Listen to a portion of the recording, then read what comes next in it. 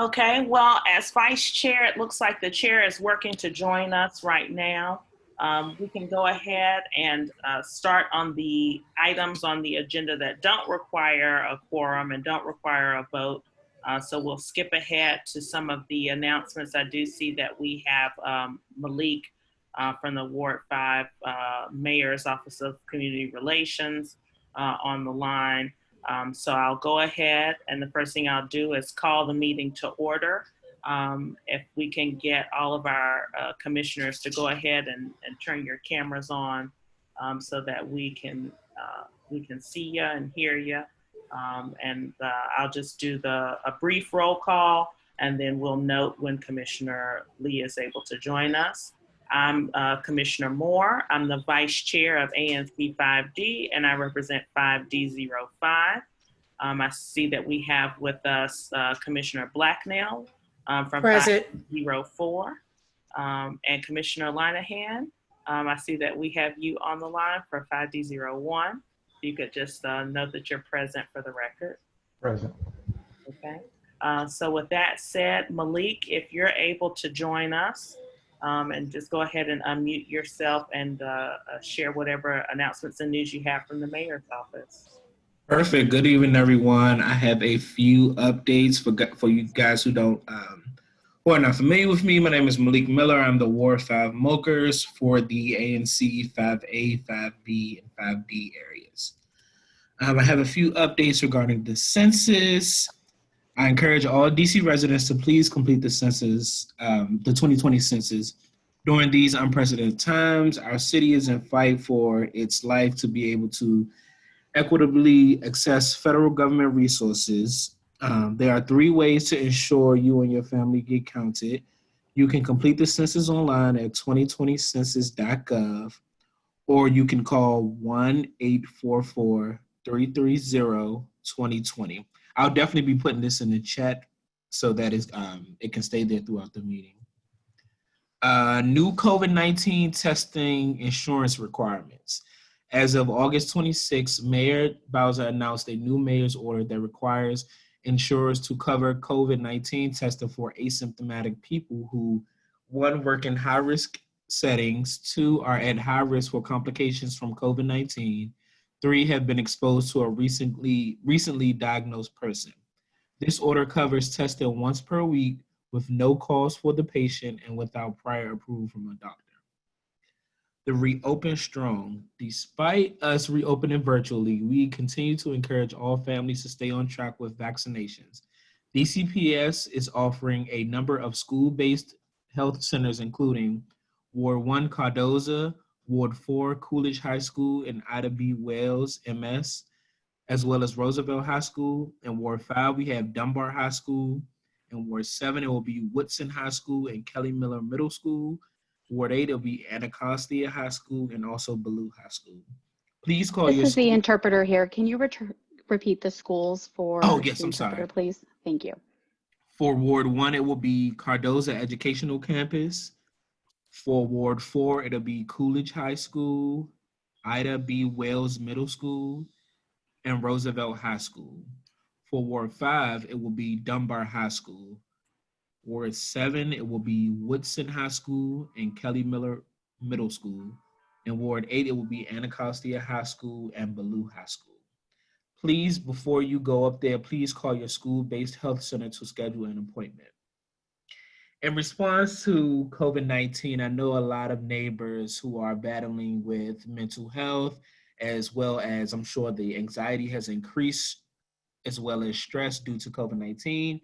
The Bowser administration has created a mental health hotline to provide counseling and support. Parents can get real-time help or learn about more available services by calling 1-888-793-4357. DCPS has partnered with the DC Board of Elections to provide our high school students with the opportunity to serve as poll workers during this election season for volunteer hours. To learn more about that, please go to dcboe.org. I know last year, if you guys are parents, I know last year you guys, your kids received a Kids Ride Free cards, and they are also available through September 29th, 2020. As we continue planning for term 2, new smart trip cards will be distributed to students through schools.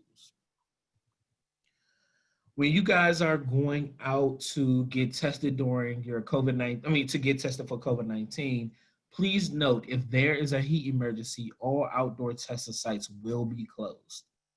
If you need to get a test, we offer appointment-based drive-through options as well as appointment-free walk-up testing options.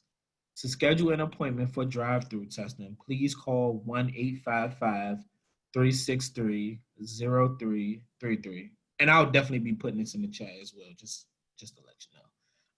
For Ward 5 to get testing for coronavirus, it will be at UDC Bertie Backus campus, which is 5171 South Dakota Avenue Northeast, from the hours of 8 a.m. to 12 p.m. on Tuesday, which is today. No appointment needed. And you can also pre-register at coronavirus.dc.gov/register. We also encourage any neighbors that need help isolating to call 1-888-349-8323. Our phased reopening will be regulated by 4 stages. Stage 1, which is the nature of the pandemic, which is declining community transmission, low-key risk activities with strong safeguards, i.e. parks, and for the gatherings will be up to 10 people. Now we are in stage 2, which is only localized transmission, additional activities with strong safeguards, which is i.e. indoor dining, and you are able to have up to 50 people for small gatherings, and you are strongly recommended to work remotely. For travel will be discouraged. Across all 4 stages, we recommend all DC residents and businesses to apply the universal safeguards, which includes physical distancing, mask use, stringent hygiene, staying home when sick, regular disinfection of surfaces, and enhanced precautions when around or serving our vulnerable population. Students who receive free and reduced meals will continue to be able to do so and should contact their school about where to pick up meals. Meals will be obtained from schools within tier LEAs, and all LEAs, including DCPS and charters, will serve meals. For unemployment, please call 202-724-7000. Please bear with us. This has been a big hot spot from the start of the pandemic. Unemployment has always been a big thing. The lines, I've been receiving calls since the beginning saying that they haven't been able to get through, and there's been a wait for up to 6 hours, and then the phone will be disconnected and everything like that. Please just bear with me. If you guys have any unemployment claims, or if you applied to unemployment and have not received anything back, please email me. I'll put my email in the description box as well as my phone number. And that is it.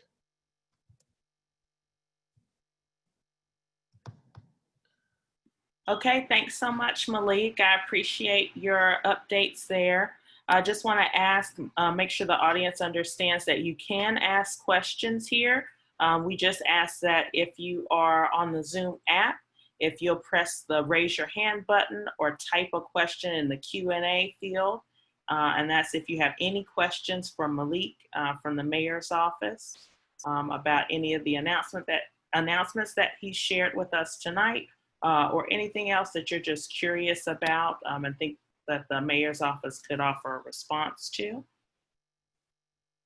Okay, and I'm just giving folks a moment here to go ahead and type a question either in the Q&A box or to use the raise your hand feature. Okay, and I do see we had a question come in. Hello, this is Sean with CSC. Will all residents be free, and what are they required to bring? So I guess that Sean is asking a question about the testing and whether all of that's free, and what things a neighbor would need to bring. So I've been tested a couple of times, and the only thing that I have brung is my ID, and the testing is free. Okay. All right. I don't see any more questions or raised hands. from folks. So thanks so much, Malik. No problem. And I'll be putting a lot of the bullet points in the description. Okay. I do see one more question. This is just Sean saying thanks for the answer to his question. No problem. Okay. All right. So briefly, we'll just have a quick update from the treasurer. And just for folks' awareness right now, the treasurer's reports are not required to go in to the office of the ANC due to the COVID issues and the fact that so many of our records are in our office and we're not able to go in live. But Commissioner Linehan is going to share some of the banking information and just what we're working on in terms of being able to complete those reports once we're able to get back to our office. Thank you. Sit down, Commissioner Moore. Sorry. Just wanted to. Can everyone see my screen? Commissioner Moore, could you nod if you can?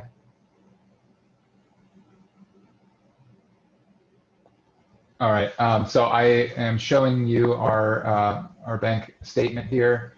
We have an account balance of $106,690.39. We have made 2 payments this month, the $550 to the interpreting services and the $4,500 for the art installation at our office.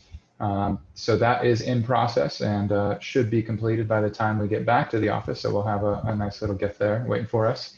But aside from that, as Commissioner Moore has stated, we will be working on Q2 as soon as we're able to get back to that office and sit down with our records and our checkbook.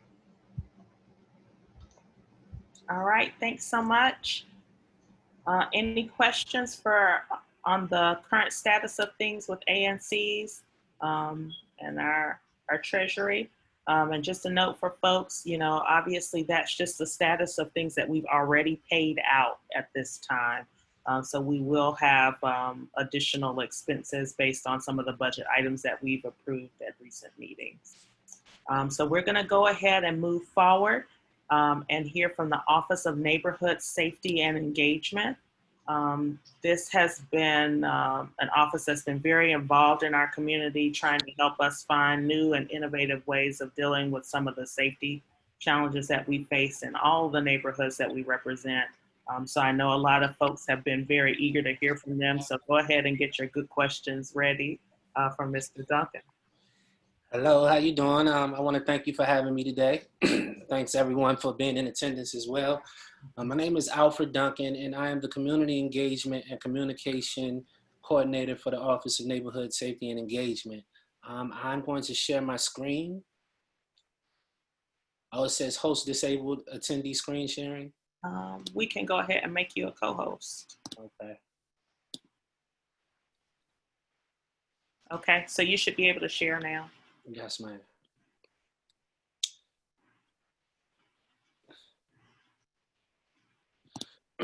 So I'm going to go through the slide, which basically breaks down the Office of Neighborhood Safety and Engagement, gives the community just overall information of what we do and the different programs that we have.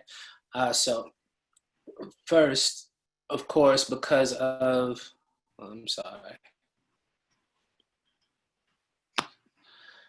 Our mission is to foster community-based strategies that help prevent violence and increase public safety.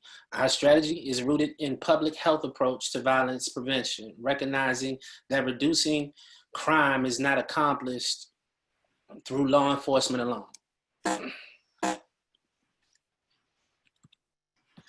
So of course, we're not the only one, but COVID has definitely affected the way that we do things. So all of our programs, they continue to operate, but we do have some modifications to all of them in particular. The crime statistics during this pandemic, as of September the 2nd, the district has had 128 homicides, which is a 14% increase from the same point in time in 2019. District-wide, July was a very violent month with a total of 30 homicides and several brazen attacks that caught the entire community's attention. We have seen an increase in the number of juvenile victims and victims under the age of 20. It is now too early to understand the full impact of the pandemic on violent crimes, but it is clear that the pandemic has exacerbated the root cause of gun violence. One of the biggest challenges to sharing success stories of the one's work is the impossibility of quantifying the number of violent crimes averted and lives not lost due to our prevention and intervention efforts. To break that down in layman's terms, it basically means that our work is not that tangible, meaning that you really can't put numbers to the amount of lives that we saved because, of course, the violent crimes or the murders didn't occur. So it's kind of hard to put a statistic to how our work is really affecting the community. All in all, though, we know that it's definitely having an impact on the community and the community members. So this is our 5 primary programs. Our flagship program is the Pathway Program. I will go through each individual program. So right now I'm just going to highlight what they are. The Pathways Program, we have our partners through Pathways is Department of Employment Services, CSOSA, and DYRS. We also have our Violence Intervention Initiative, and our contractors, we have 3, Training Grounds, Far Southeast Strengthening Collaboratives, and Collaborative Solutions for Communities. I will break those down in a later slide. We also have a community-based crime reduction initiative, which is a grant-funded initiative. We have family and survivor support services, and we have a school-based initiative, and we partner with Anacostia High School and the Youth Entrepreneur Institute. Our Pathways program is our flagship program. It is a transitional program for individuals 20 to 35 who've been identified as at risk or participating in or becoming victims of violent crimes. Right now we're trying to establish how many cohorts we have per year. This is the 2nd year of the Pathways program. It has been an excellent program, but throughout every cohort, we have 25 participants per cohort. We have a 9-week curriculum focused on life skills, workforce development, mental health, barbering, and audio engineering. And we also support them in 6 months subsidized employment. This is a breakdown of the Pathways program. We use transitional employment program model. Phase 1 is the classroom. It's an intensive 9-week classroom-based training that focuses on life and job skills. Phase 2 is subsidized work. We give them up to 6 months of subsidized employment, which helps participants gain real work experience, build positive work habits, and establish a record of employment. Phase 3 is retention. We focus on long-term retention. Of course, we want this to be a lifelong change, so we focus on the things that can maintain throughout the life. Long-term retention and support services is aimed at ensuring participants to successfully transition from subsidized employment to permanent unsubsidized employment and retain said employment and continue to pursue their other self-identified personal and professional goals. Now, throughout every phase of this program, Pathways participants are offered a host of wraparound services. There are so many that it's really hard to name. We do almost everything that we can possibly do to make sure that there are no obstacles for the people who are selected to participate. We cover travel, we cover clothing, we pay them for this course, we pay them to attend the course. Child care, some of them are on probation. We make sure that they see their probation officers. There's a slew of services that we give them, so there is no reason why they can't participate and take advantage of such an amazing program. Next is our violence intervention program. One's works to stop, One's work to stop the spread of violence in communities. We locate and treat individuals engaging in high-risk activities through relentless pursuit. We identify groups or accrue conflicts, and we work to implement ceasefires and mediations. We focus on priority communities suffering from high rates of violent crimes. We have 3 contractors that cover 20 priority communities. In Ward 5, we have Ward 1, Ward 4, and Ward 5, we have collaborative solutions for communities. In Ward 6 and 7, we have training grounds. In Ward 8, we have Far Southeast Family Strengthening Collaborative. Violence intervention initiative in Ward 5. So the contractor who services Ward 5 is Collaborative Solutions for Community. They serve 4 communities in Ward 5. They serve the Brentwood community, they serve Carver Terrace, Langston Terrace, and also Langdon Terrace. Under that contract, we have 6 full-time violence interventionists. We have 1 case manager. And specifically for 5D, we have 4 violence interventionists in that particular community, in 5D neighborhoods. Our model is person-centered. Services align with individuals' readiness. There are 5 steps here. The first is pre-contemplative. We identify the highest risk. We identify those at most risk. We build trust. We use motivational interviewing to support disruption of violent behavior. Engagement, the contemplative is the next step, and that entails engagement, which is relentless engagement. We utilize social networks, and we assess and address urgent needs. The next step is preparation, rapid referral, comprehensive risk and needs assessment, rapid referral for employment, training, and other supports. The next step is action, intervention. We have case managers that connect ready and willing clients to appropriate interventions. And then we have things such as the Pathway program that serves as primary intervention. And then we have maintenance, retention, continuous case management support to lessen the likelihood of the relapse. While individuals' intervention take place, violence interventionalists simultaneously work towards facilitating group and crew interventions, including ceasefires and mediations. Now, before I go on, I want to speak about the violence interventionalists, the violence interrupters, violence interventionalists. A lot of people give them different names. The work that they do is very, very dangerous. It is very time consuming. A lot of them come from a background in which they can relate to the young men and women that are in this community. And that's how we build trust with the young men and women in order to try to change the trajectory of their future. So our violence interventionalists, they really do a great job.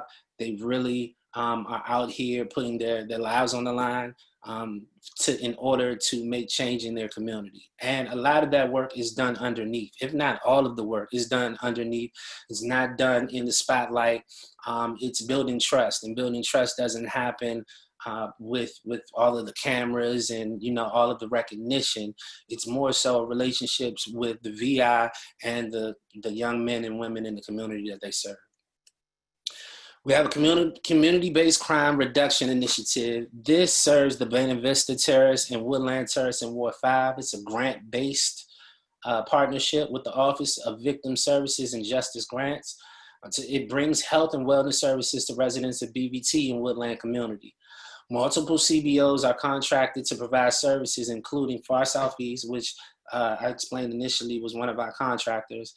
They then contract to Manpower DC, NDB Mentoring, Modeling, J&J Monitoring, YAME, and then we also have another subcontractor in that area, which is Exodus, and their subcontractor under that is Restore U 199. So this is just the things that the crime reduction initiative does. These are a lot of the activities that they've been doing within the past couple of months, the things that they do on a daily and a weekly basis. They touch a lot of people. They serve a lot of families. So this is just something just to show you that. I won't go through it because, of course, this is not for 5D, but I do want you to see the kind of work that they're doing in that community. We have family and survivor support services. The FSS program is one of the district's response to community violence. FSS aims to facilitate a multi-agency approach to serve survivors and families in immediate aftermath of a crisis. We serve as a direct link between survivors and immediate family members and government community-based services providers. FSS receives the following cases. We receive all homicides.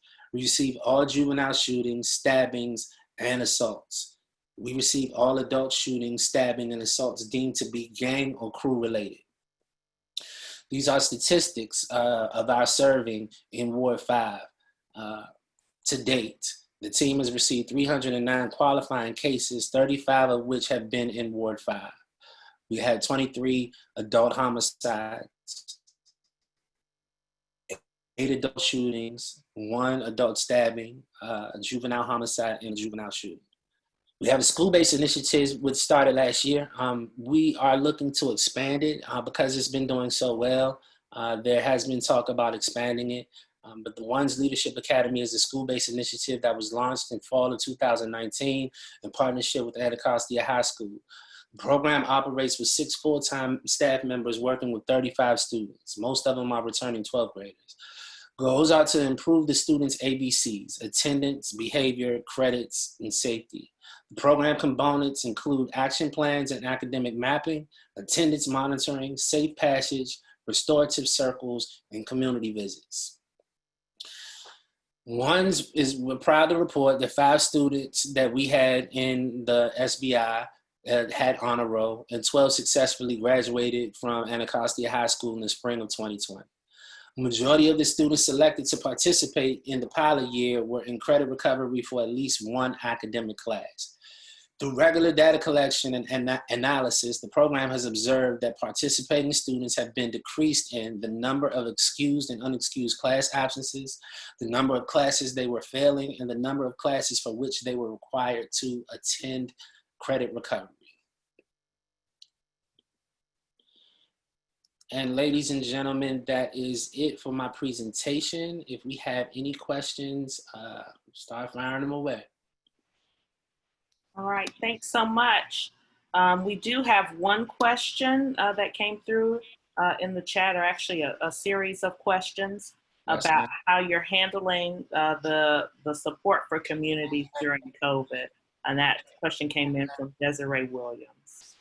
So we have been doing things in the community. Of course, we have extended some of our hours, but social distancing definitely is a concern of ours. We definitely still have been serving our clients by dealing with them, but handling them in a protective way. We've also been doing different events in the community as far as giving out food, giving out PPE, things of that nature, serving clients the best that we can throughout this pandemic. Yeah, and have the participants changed at all due to the pandemic, as far as you know? I mean, they're still on the same track. We're still, well, I'm sorry, I have Sean from CSC that's on here that is that's on the front line. You can also ask him some questions. Okay. He represents CSC, which serves your community. So I'm quite sure that he can give you more detailed information on how they are engaging with the community there. Okay. But I would say that, you know, we're continuing to do the work. We're continuing to see change. I think the pandemic brings a certain level of difficulty with dealing with what we're dealing with, because our VIs are touching the clients. They are there on a regular basis, communicating with them, just taking them to different places in order to serve them.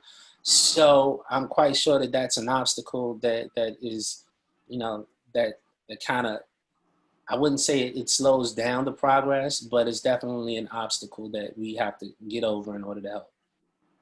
Okay. And then Sean, I went ahead and promoted you to a panelist when I heard your name called. So thank you for playing it by ear with us. Such a good sport about your last-minute upgrade to panelist. But do you have anything to add to what Mr. Duncan was sharing there? I really not too much to add, but definitely on the far as the front line, if you guys want to know what the VIs do, I'm around Ward 5. I know Ms. Blacknell, Sadell, on FOS, what we do, FOS interacting with tier 1s or possibly tier 1s, as he explained, is trying to meet them on their level. Can you guys hear me? Yes. Okay, trying to meet them on their level and interact with them guys to be able to break down some walls so that they can be able to receive the services that we offer, even if it's job readiness or trying to get them back to school or just trying to get them not to retaliate to social media beefs inside the neighborhood or the community. far as engagement, we do a lot of different engagements inside the community. We have done neighborhood cleanups. We do a lot of social pop-ups, and we do the brotherhood program that we do actually in the community, but we had to do over Zoom because of COVID-19. So some things because of COVID-19 has limited us a little bit, but not much. Okay. And we do have one question here from Maggie Morales. Can you talk more about how communities are chosen for the violence intervention and prevention programs? Is there a way to request support? And I'll just start out the answer to the question by pointing out that, you know, ANC5D does have two teams working on violence interruption services. There's not a dedicated person for Ivy City. But, you know, I know Commissioner Linehan has been on board with that. And, you know, there's some additional funding that has been put in place from the recently approved budget for the city that should be able to help support the addition of some positions there. And so, Mr. Duncan, Sean, if you wanted to add anything else. All of the priority communities, once ones was established, the priority communities were selected from crime stats and crime trends. We went to the communities that had the most crime trends and crime statistics as it relates to gun violence and homicide, because that is our main goal, to stop homicides and gun violence in the community. So that's how they were established. Yeah, I'm quite sure that they are reconsidering or looking at other communities. But at this point, I mean, we have the 20 priority communities that we have. Okay, all right, thank you. So I'm not seeing any more questions coming in. And just a reminder to the folks that you can ask questions either by typing a question into the Q&A box at the bottom of the screen here, or by raising your hand, and then we can call on you to speak as well. So Sean, if you had something you wanted to add? I don't know if you see the comments in the chat, but they coming in. Okay. Let's see. You have a couple of people in the chat box. Okay. Yeah, I see one question that says, it seems that most of your program services are reactionary. What are you guys getting involved precautionary in doing, reaching out? So that's not necessarily true. Like, some of our services are reactionary, like for instance FSS, but things as like the Pathways program and our violence intervention, that is not after the fact.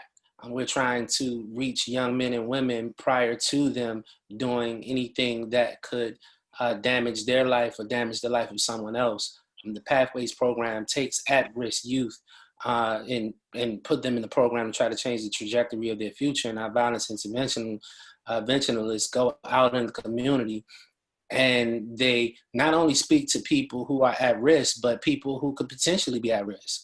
So if they're in the community and they're changing one person's life, and they see this person come to the community and their life has been changed, let me first state that most of our violence interventionists are people that come from the community, people who may have a history of doing violence in the community, or a person who has contributed in the community greatly. For instance, Mr. Sean has been a teacher, if I'm not mistaken, as well as a coach in his community.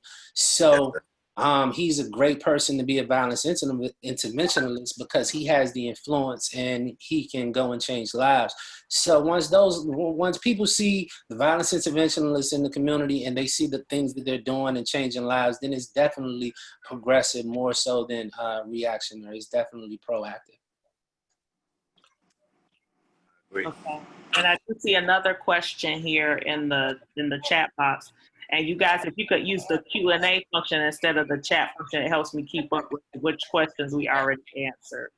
But I do see we've got a question from Salvador in Trinidad. It says, we have seen an increase in violence in Trinidad this summer, and wondering how we can connect resources to the residents here. So Trinidad is done by Murder Free DC. We're not the only violence interventionist program. Murder Free DC actually has the Trinidad area. If I were you, I would get in contact with them and address some of your concerns. We do work with different community. Well, we work with everyone that's doing this work. However, they are dedicated to that particular area. All right, and then I see another question here, and forgive me because this name butchering is going to be awful. Satara, I hope that's right. Project Empowerment is also a transitional employment program, but criteria for entry is different, and it is a considerably less intensive program. Sorry, not a question, just a comment. Yes, that's my great colleague, Satara Yale. So Okay. She just wanted to help me out a bit. I appreciate that, Satara. Okay. All right, and then I see it got a question. And then from R. Schaefer, we have a question. So how are these persons chosen if it's prior to? So I think this is in response to sort of being proactive about finding people before they, get involved in any type of violent crime. So I'll speak on it shortly, and then Sean can speak on it as well. But like he said, he has a brotherhood program, and the brotherhood program is not for just people who are at risk. We do retreats and we do different things in the community. And so those things aren't necessarily just for people that are at risk. And as far as the Pathways program, I mean, you're correct in the sense that we take people who have already been active in the streets in some kind of way, and we try to transform them. But with violence interventionalists, like I stated, when our violence interventionalists go into the community, they're not just talking to their client. They're talking to the community in general. They're talking to not just one youth, they're talking to a gang of them. And some of them haven't committed crimes before, or some of them aren't necessarily in the streets where they would be considered at risk. And so I think the information that they share and the work that they do influences those kids to not do it. And then also participate in some of the programs and the activities and events that we have. So Sean, if you want to elaborate on that. Pretty much, I think you hit it on the nutshell, but as far as the people that's, accepted prior, we really go off, community-based and find out about a person if you're able to do this type of work, and we, do research as well to try to find out your background. So, if we know of a guy that came home, let's say for instance 5 years ago, and he been on the right path, and he have a right, he's trying to change lives inside his community, and he's strong and reliable, and he's out here to do the actual work that violence interrupters do, then he's a great candidate. But most times, it's like Mr. Duncan just said, it's just a process. All right. Well, I'm not seeing any more questions here, so I just want to thank you, gentlemen, for your time tonight and all of the work that you've been doing in our community. We cannot always exactly measure, how many crimes are prevented. That's not a thing you can really put numbers to. But I do notice a difference, when you guys are engaging with folks in the community. And really trying to help put people on the right path. So I appreciate the work. Thank you so much for having us. Thank you for having me. All right, thank you so much. And so just before we move on here, I just want to share a quick note with everyone that we are missing Commissioner Lee tonight. He has had a death in the family. And so we spoke earlier, and we were hopeful that he would be able to join us. But I'm not seeing him on the line. If you are on the line, Commissioner Lee, and just kind of came in a different route, if you could just send me a quick text and just let me know that you are here before we get to the voting portion of the agenda, I'd appreciate it. So that's just a quick note on some housekeeping items for us as commissioners before we move ahead in the agenda. We do have Nick Kushner here to talk about the statewide comprehensive outdoor recreation plan. So Nick, if you could go ahead and if you have anything that you'd like to share with us on the screen, I made you a co-host so that you can share any presentation that you might have, but please let us know what you're working on. Okay, wonderful. Hold on one second. Let me share this here. Why can't I see this? All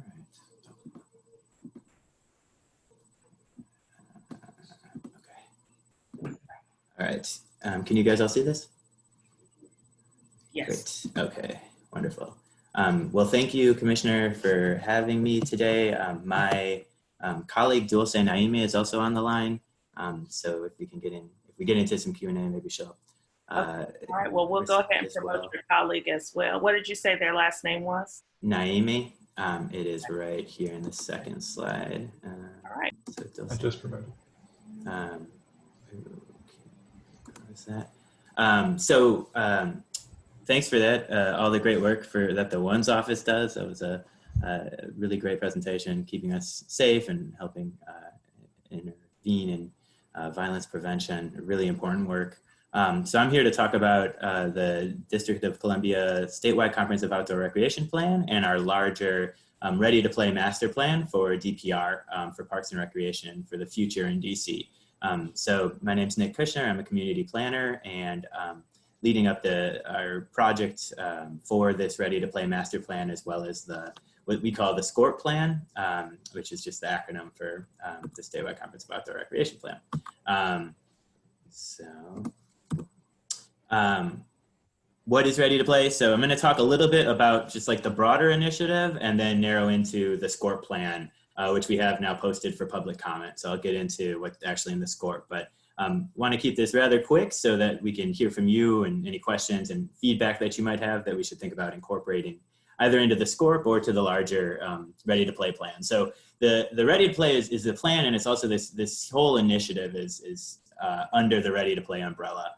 So it's a 20-year planning effort for the district, looking at all of the parks and recreation in the city. So not just DPR spaces, but we're also looking at National Park Service spaces, schools, other areas that could potentially be used for parks or recreation, as we know that our population is growing and we are going to have a greater need to meet the recreational needs of more residents. And so we need to think about how we expand and create partnerships to bring more recreation to people in their communities. We're also going to be looking at national trends, studying other plans, looking at what's popular and what is leading the design and the planning for parks and open space going forward over the next couple decades. And then this plan is really going to lay out the future capital spending for our agency. So what types of projects we want to invest in, where we want to invest, the types of facilities that we put additional priority on. So this is a really critical plan for our agency, and our director often speaks about it as being his blueprint to take to the council, to propose through the mayor's office to say, look, this is community led. This is what we came up with from talking many conversations with community members as to what our budget should be going forward. And so these are our priorities. And then it's going to lay out a roadmap of the strategies and the actions that'll get us to the goals that we identify together through this process. So as I mentioned, there's two separate plans, one overall engagement process. So the first plan is the DC SCORP. So this is a shorter time frame. This is a requirement of the National Park Service. We get federal grants every year annually as a formula-based funding based on DC's population for spending for outdoor recreation facilities. So these cannot be used for rec centers, but for anything outside, they have to be matching grants. So they do have to be projects that are in our capital budget by the time the grant hits. And this plan really identifies very broad priorities, which we need to draw upon when we submit our applications to NPS every year. Also in this plan is a formula for how we identify those projects. So I'll get into that a little bit more, but the key thing to remember is this is shorter term and it's only for outdoor recreation. The Ready to Play Master Plan is going to be a 20-year plan. It's much broader in scope. So we're not just going to be talking about outdoor capital expenditures. We're going to be talking about programs, partnerships, operations, maintenance, anything and everything under the sun of what DPR and or Parks and Recreation across the city can do. There's another opportunity that the district has now to enter into what's called cooperative management agreements with the National Park Service. So that allows DC local government to spend capital dollars on different National Park Service lands if and when an agreement is signed with NPS. So one thing that this plan is going to do is kind of going to show where is the appetite from communities to invest in National Park Service spaces so that we can take that to our NPS partners and continue the conversation with them. We also develop an implementation matrix and track progress on this plan as we go forward to show what progress we're making on all of the different strategies and goals identified. And there's a much longer engagement process for this. Estimated completion is going to be the end of next fiscal year, so September 30th, 2021. So we're just getting started. One of the things that was unfortunate is that we had a timeline of September 30th to stay in compliance with the National Park Service grant for the DC SCORP.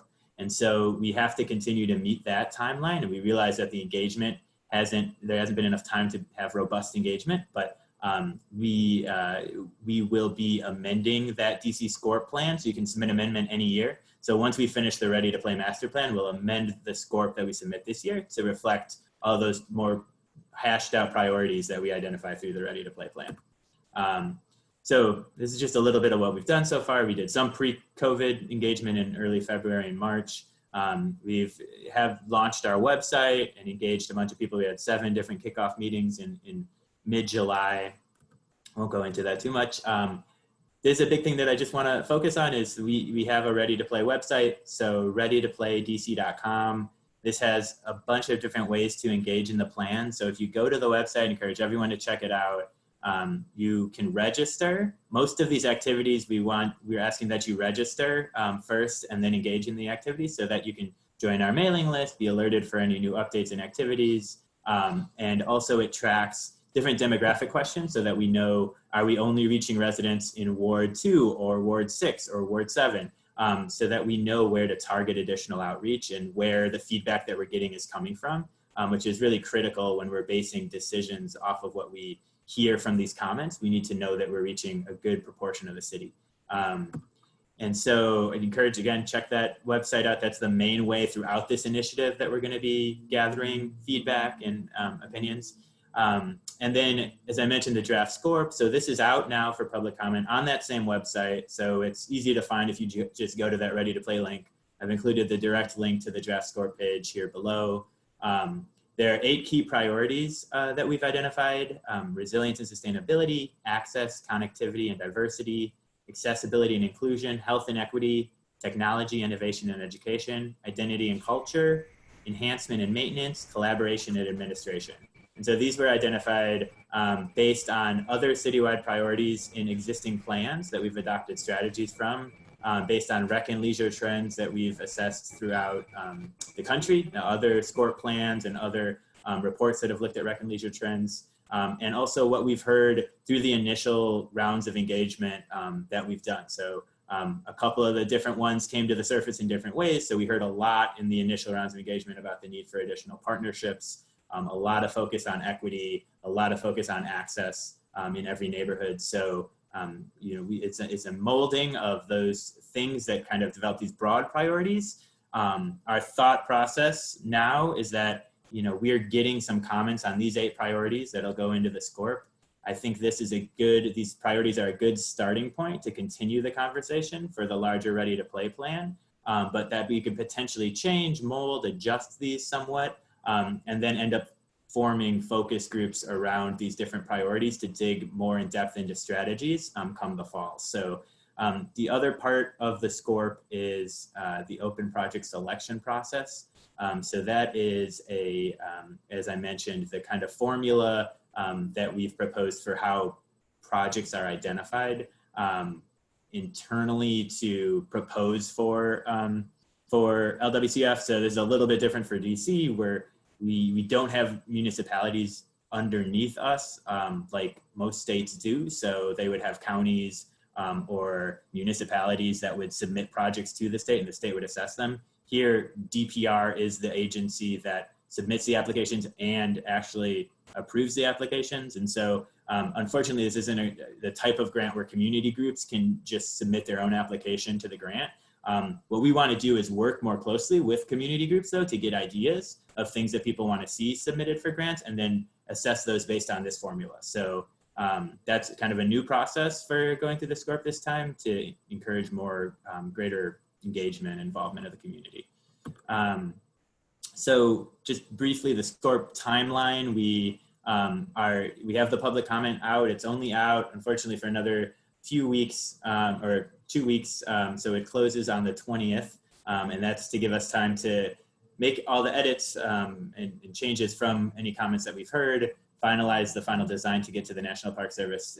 They need to approve it by the end of September. And then we'll be posting the final copy of the SCORP online, and also posting all of the different comments with justification for how or why not different things were included in the SCORP. So please do submit public comments if you want to get certain ideas into this document. And then, as I mentioned, we'll continue with this larger Ready to Play planning effort. So that website, readytoplaydc.com, is going to be up for the entire length of this planning process. So we're going to be taking comments, and we're going to be adjusting and changing that site regularly. So it's great to register, because then you get notified whenever you make any changes.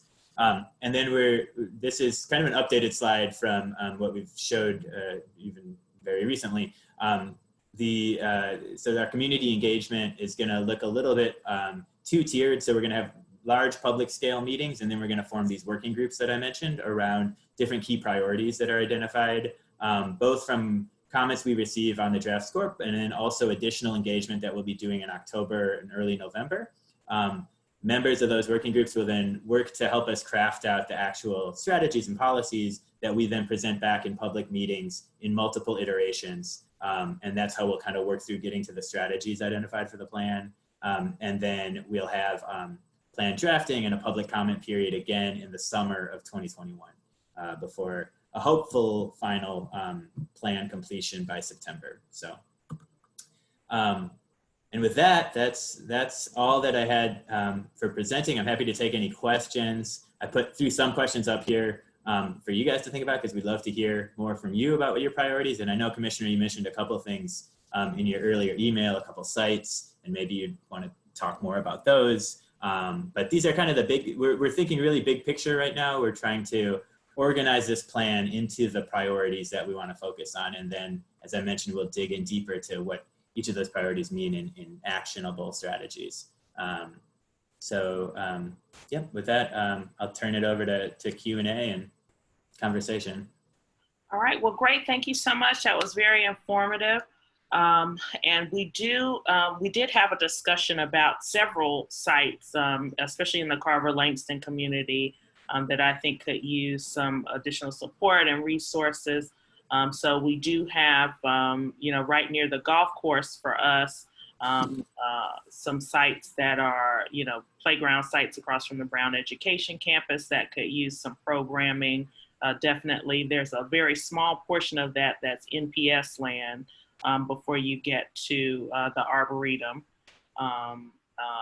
And as well as the golf course, and sort of really trying to make sure that we are making those sites as integrated into the community as possible, so that people in the neighborhood feel comfortable accessing them and using them. And then we do have the smokestack site at 1830 Benning Road that there's been lots of discussion about, community activities, green programs that could go on there as well. So I just wanted to share those two locations, as well as the kind of triangle park that's across from the original entrance to the Arboretum on M Street Northeast. Oh, great. Okay. Yeah. So just wanted folks to be aware of those. I don't see any questions from the public coming in. Do we, spoke too soon. Do see one question popping up. Kevin Horgan asks, Is there a planned DPR rec center planned for Cromell in Ivy City? Good question, Heather. Yeah, this is a great question. So we actually just had a meeting with Commissioner Linehan and some others last week in Ivy City. So we're actively working with our partners. As you may or may not be aware, the DPR doesn't actually own or manage any of the land in Ivy City, unfortunately. So whatever does happen with Carmel School or any of the other sites in Ivy City is going to require partnering with another sister agency within DC government. So we're actively looking into how DPR structured those partnerships in the past and reaching out to other partner agencies. So right now that in particular is a DEMPED site. So we'd have to bring DEMPED into the conversation and have a dialogue there with the community at the table. So. Okay. And then Janet Lee has a question. Is bike route planning part of this planning initiative? That's a great question too. So not directly, DDOT has their own bike planning team. We have met with that team and will continue to ensure that this plan is reflective of both of what their future plans are and also offer ideas for their future plans. So I think the dialogue will be two ways going forward as we go through this. I should mention that we have developed an interagency group just to coordinate with our other government partners that manage different parts of what could potentially be recreational use going forward. So DDOT is definitely a core partner that will continue to engage through this so that we align any future rec planning with what their bike planning is. Okay. All right. And I don't see any additional Q&A here from folks. So I want to go ahead and thank you all for your time and just ask if you could share in the chat your contact information for those folks who might want to get in touch with you after the meeting. Yep, no problem. Thank you so much. Well, thank you. And just a note for everyone, we're going to jump around in the agenda a bit here. Commissioner Lee was able to join us, you know, despite everything that's going on with him. So we really appreciate his time this evening and do want to get to the voting items as soon as possible. So the first thing that we're going to do is that we're going to actually adopt the agenda now that we have a quorum before we move on to some of the voting items that are on the agenda as well as our consent calendar. So if everyone is on our website viewing the agenda, I move that we adopt the agenda as presented there on ANC5D.org's website. Can I get a second? You have a second? And Commissioner Moore, Yes. just to make it official, a roll call, since Yeah. we now do have a quorum. Since we now have a quorum as well. So I'll go ahead and let's get a vote on the agenda and then let's move to the roll call if we can. Okay. Can all in favor of adopting the agenda? Aye. Okay, any opposed? And no abstentions, okay? And then just, we'll go back over the roll call here. 5D01, Commissioner Linehan. Present. Okay. 5D04, Commissioner Blacknell. Present. Okay, and 5D05 is myself, Commissioner Sedell Moore. And I see that we have Commissioner Lee, 5D07. Present. Okay, all right, so we do have a quorum with 4 commissioners present. And so I'll go ahead and move on to our consent calendar. This is a new feature for us, but basically the point here is that we've had a robust discussion on these issues. All the commissioners have had an opportunity to review these items, and we're in agreement on voting to support them. So if I can get a second on the consent calendar.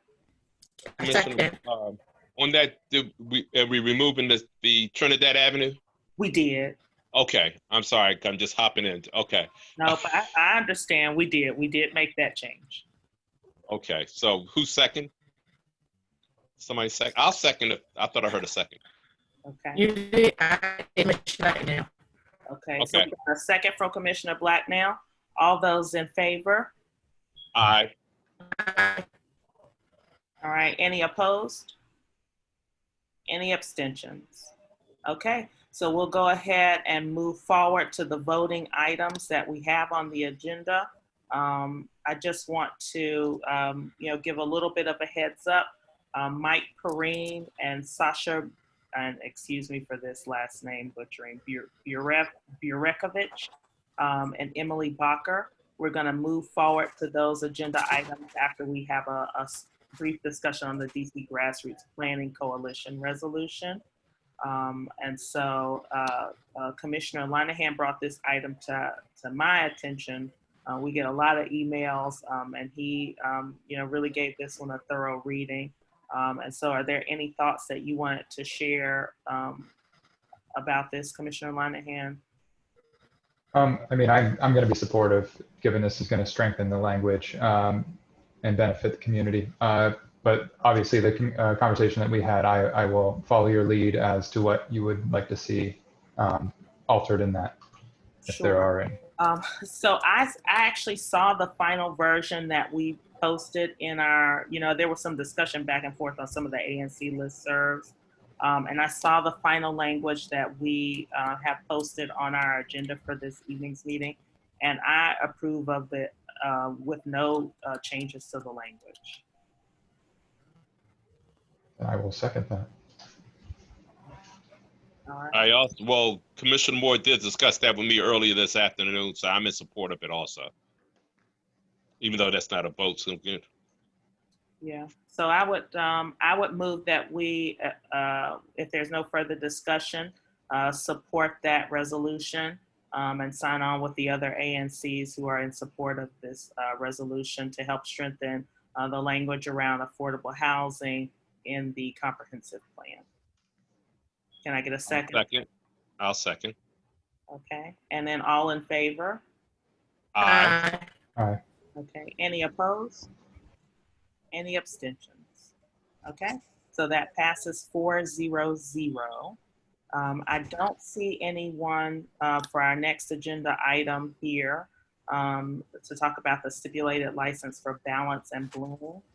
If you are with that business and you can raise your hand to be allowed to speak about this agenda item, we'd be happy to have you speak. If not, we can go ahead and walk the audience through it. I'll give you a moment to raise your hand if you're on the call this evening. Okay, all right, so I'm not seeing any raised hands. Commissioner Linehan, do you want to share with us the stipulated license request for Balance and Bloom this evening? Yes, so they are using the 501 New York Avenue Northeast storage, or the address there, to keep their wine. This is a monthly subscription service that ships out, I think, bottles of wine as well as other things. And that is all they're looking to do, is to keep their wine stored and allow for them to continue providing their subscription, their subscribers during this difficult time. I know that ABRA has held up some of these requests until November 26th, so they are looking for a stipulated license until then.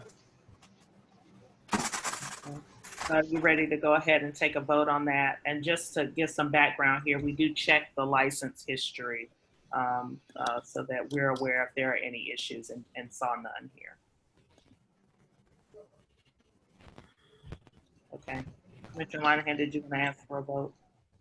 Yes, so I will make a motion to support the stipulated license request for Balance and Bloom.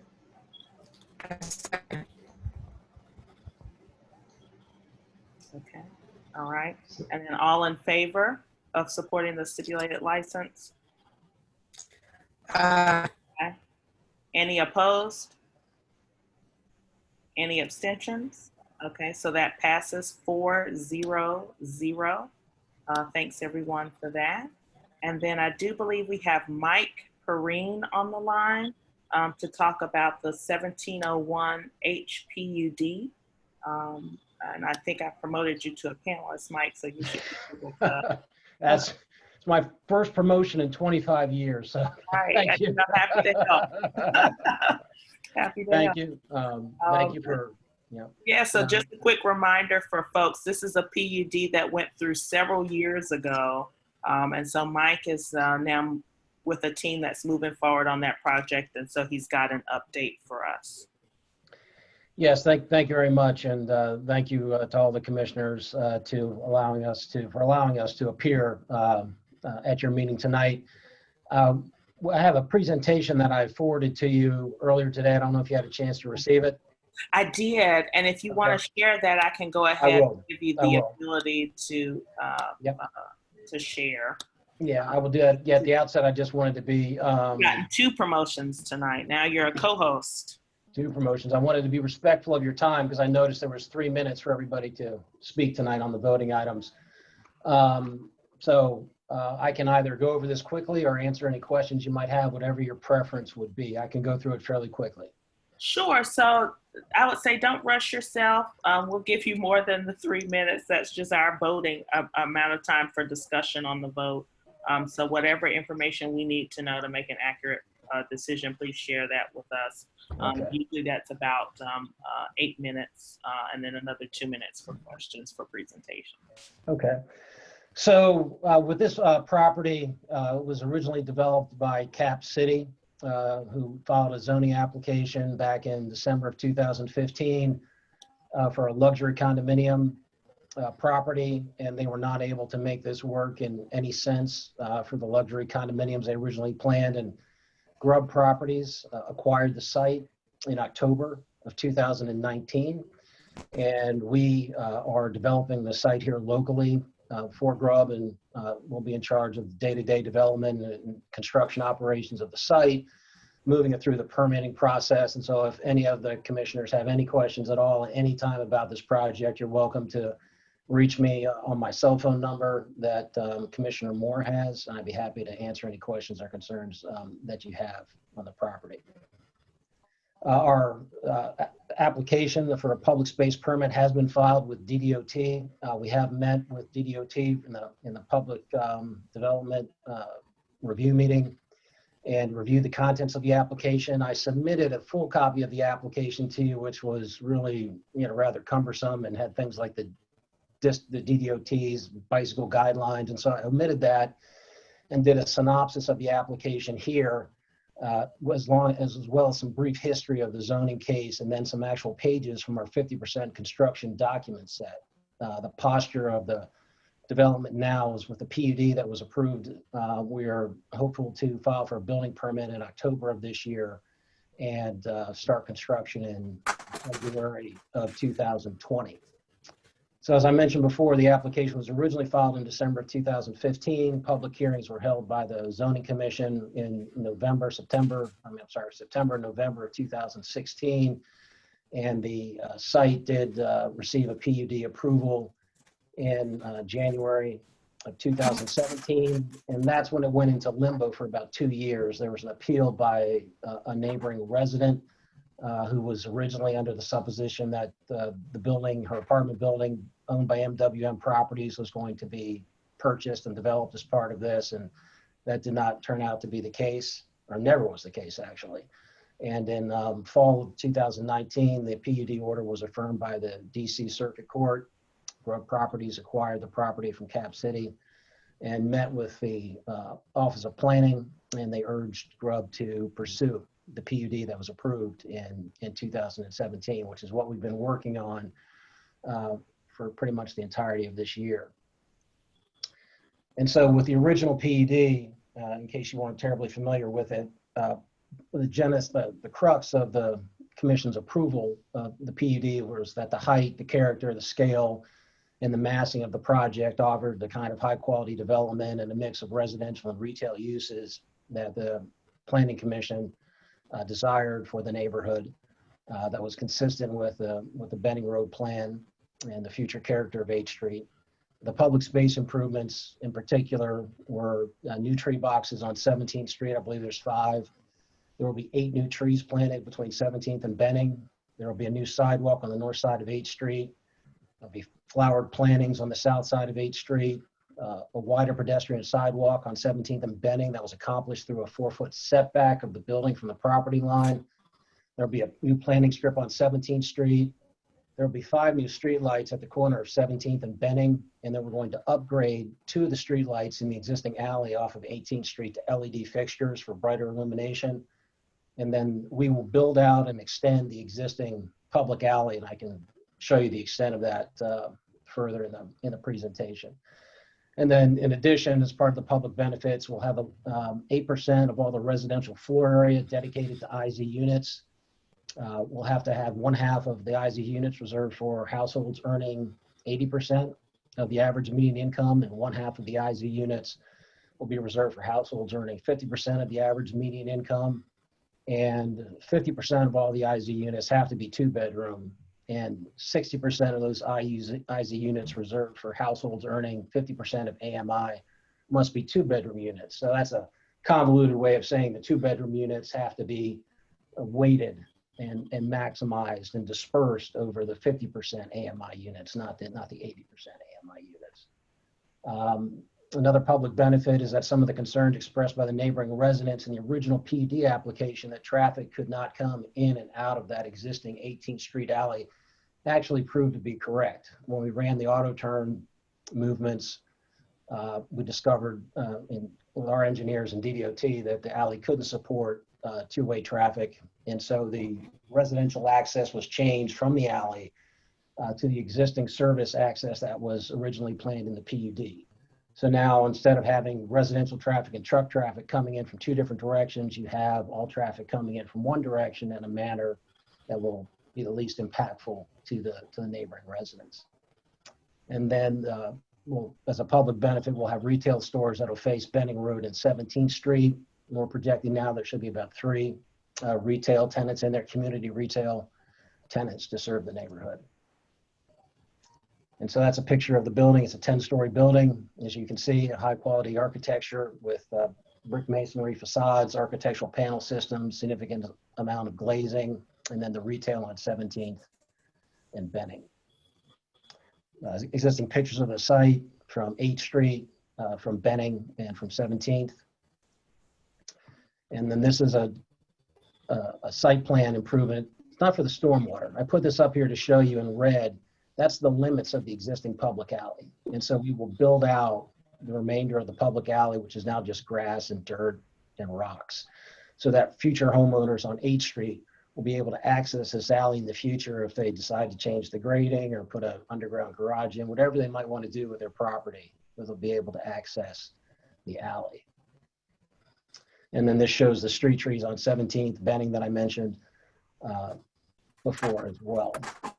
And then this graphic shows all the new street lights on H, 17th, Benning, and the 2 new improved street lights in the public alley for better site illumination.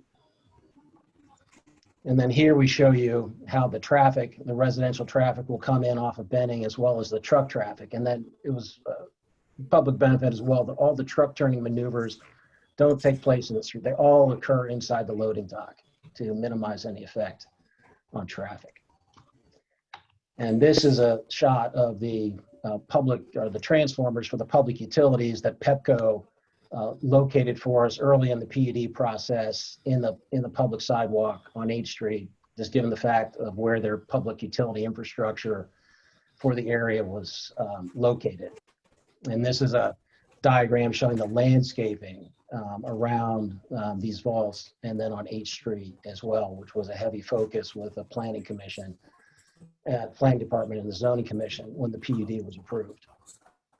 And this is just a larger shot to show illustratively in the site plan the amenities, the rooftop, swimming pool, green roof, which will be detailed a little bit later, and then the complete streetscape planning with scored sidewalks, trees, planter boxes along Benning and 17th and 8th Street. So it will make a nice corner to this development to balance out whatever happens on the Hecatron Mall property across the street.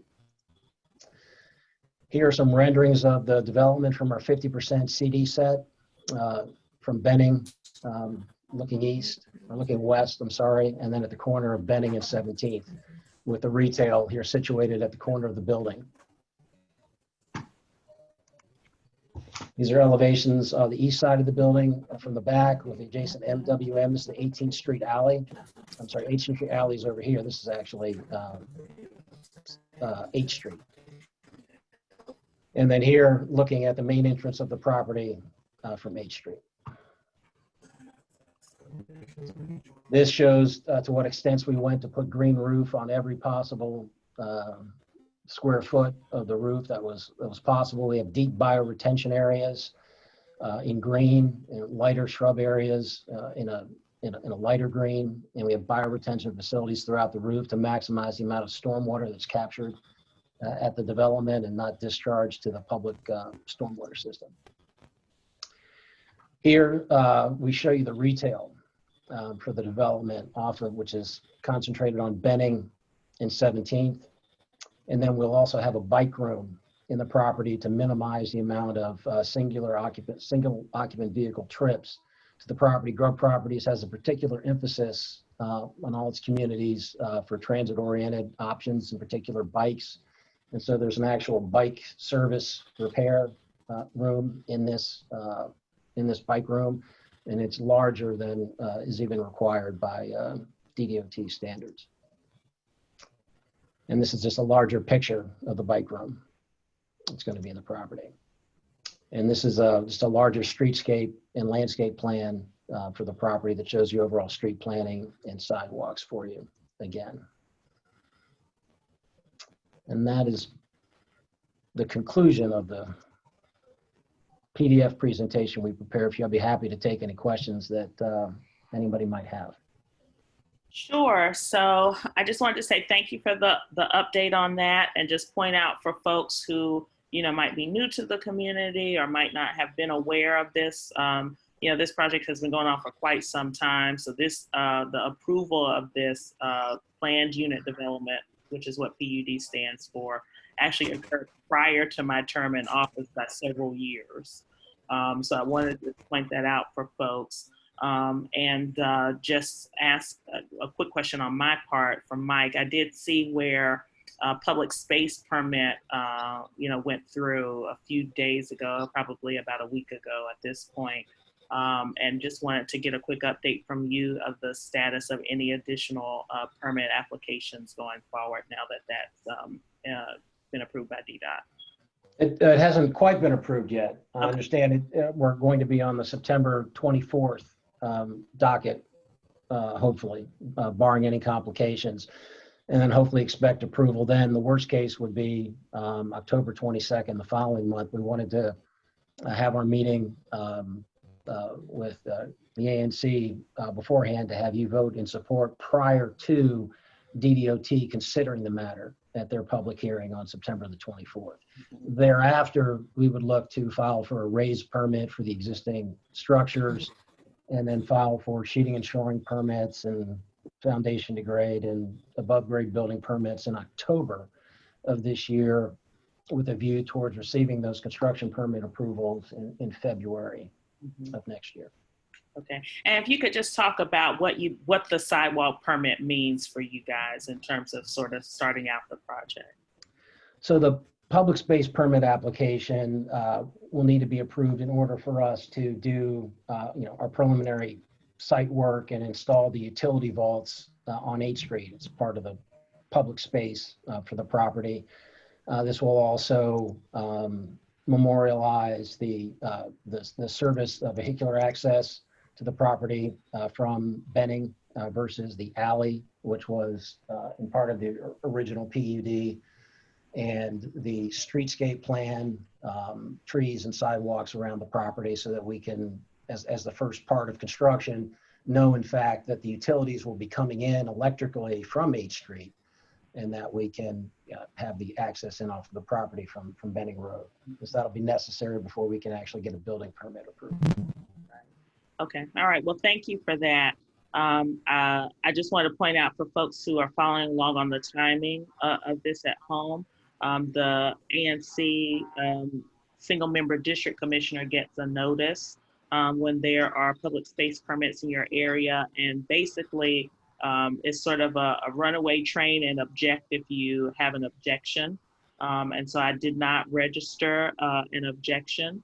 You know, that it's a standard practice in construction to apply for those permits, and it is necessary in order to be able to file for additional permits, and didn't see an issue with the plan as it was submitted.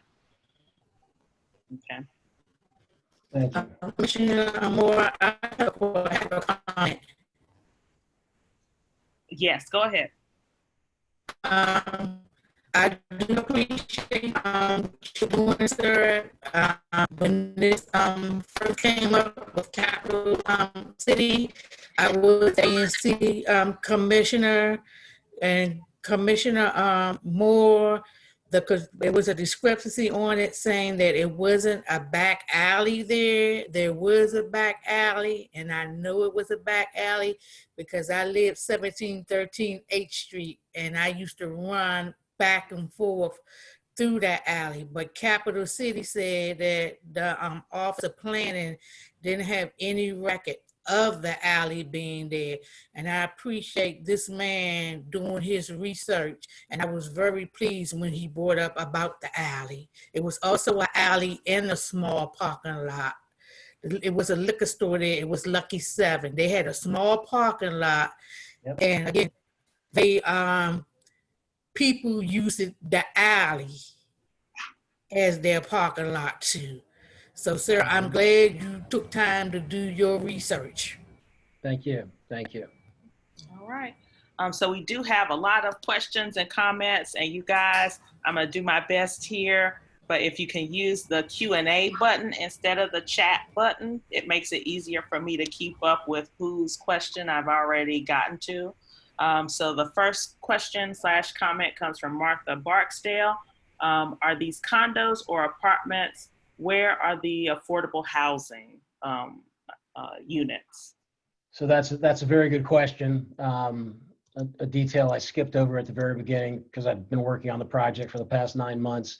It will be apartments, not condominiums. The condominiums were just not even economically possible for the prior developer, which is why the project was sold. So this will be a mix of studios, 1-bedroom and 2-bedroom apartments.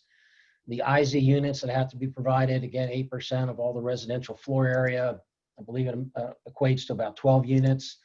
And we are going to locate them. We're in the process of doing that right now on the floor plan, and that'll be done in accordance with all the District of Columbia's IZ regulations regarding the character of the IZ units, their location as was generally indicated in the PUD, which had about 60% of the IZ units facing towards the east and the north, and 40% of the IZ units facing to the west and to the south. And so we'll follow all those guidelines and submit that to the Office of Affordable Housing. Okay, and I'm just going to skip around a bit here because this is a related question from Nicole Schnackenberg. How many units total will be in the building? So not just IZ units, but units overall. Understood. So there will be approximately 180 units in the building. Okay. Okay, and then 12 of those will be the inclusionary zoning units, and that's it's a mix of 2 bedrooms and 1 bedrooms? Correct, a mix of 2 bedrooms and 1 bedrooms, correct. Okay, and then Deborah Bauer has a question. Will the developers or managers be watering the street trees for a few years? I suspect that they will either be watered by the property management company or the contractor for a period of months to establish that they take. Yes. Okay. All right. And then we've got a question from Christopher Miller, and I'll answer this question in part. Christopher asks, currently there's a homeless man who has lived on the corner of H Street Northeast and 17th Street Northeast. How do we plan to assist this individual to get the care he needs, especially when construction begins? And so that's a great question, Christopher. We've already had, Mike and I, some conversation about that. And then just for your awareness, we've had some conversation with the Department of Behavioral Health. The gentleman is not actually homeless. He does have a residence where he can reside, and for a variety of reasons is choosing not to live there. And so we are working with the Department of Behavioral Health to try to help him address those issues. especially knowing that construction will begin shortly, and that won't be an option for him to continue doing that. And Ariel says there are also 2 tents there in addition to the gentleman. So we're aware of that issue and have already started trying to work to address you know, some of the mental and behavioral health challenges that are causing that behavior. Yeah, and we will work closely with Commissioner Moore and ANC5D to get a resolution to that circumstance that's in the best interest of the community and the individuals that are affected. It is a public sidewalk on 8th Street, but we want to do our part because we're involved in what will be the displacement of those individuals during construction. And so we will get out ahead of that long before construction commences in February or March of next year. All right, and then from Desiree Williams, we have a question. Are there any parking spaces provided to occupants of the building?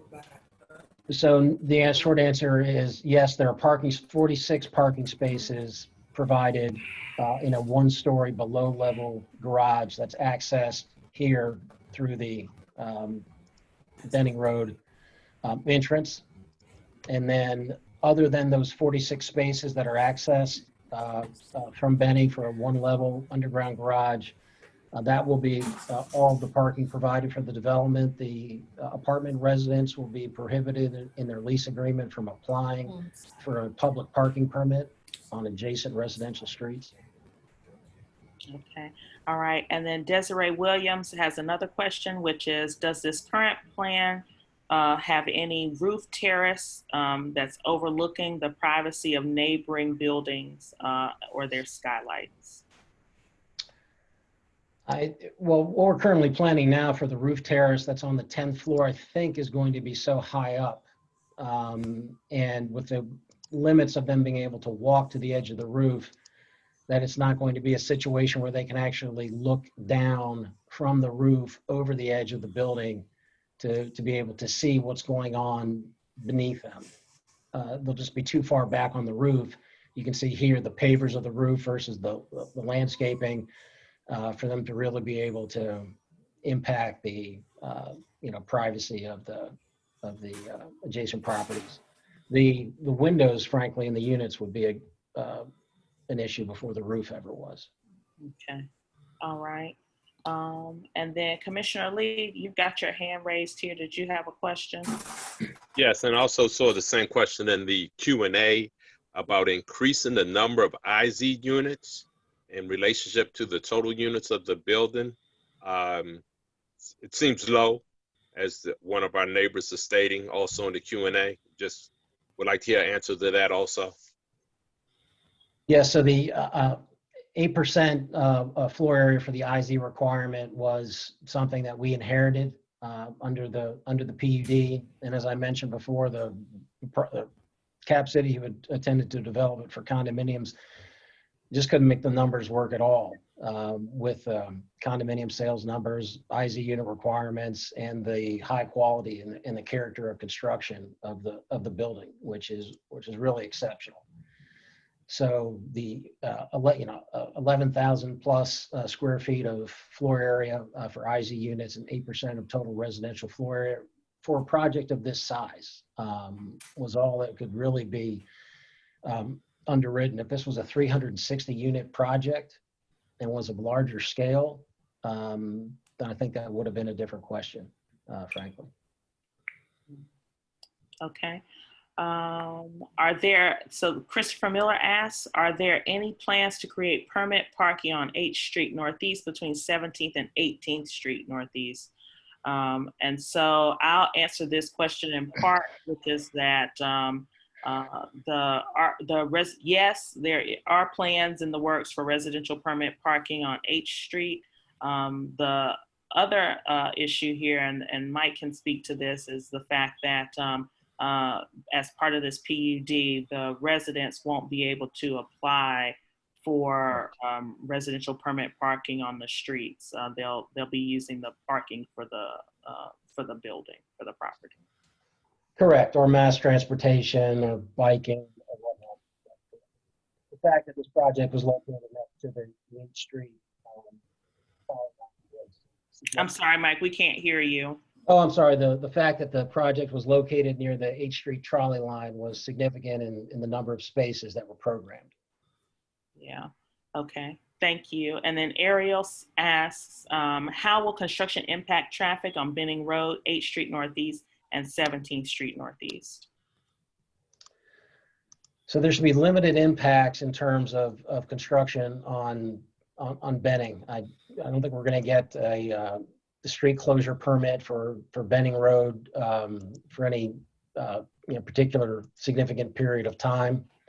It is a relatively small project. We're going to try and stage heavily from 8th Street using the area of the 15-foot public sidewalk as much as we can, and then offload where we can on 17th Street, because we recognize that there's a trolley line on Benning Road, and it's a major thoroughfare, and all the site plan access will be worked out with DDOT as part of the construction building permit, site access plan, loading plan, et cetera.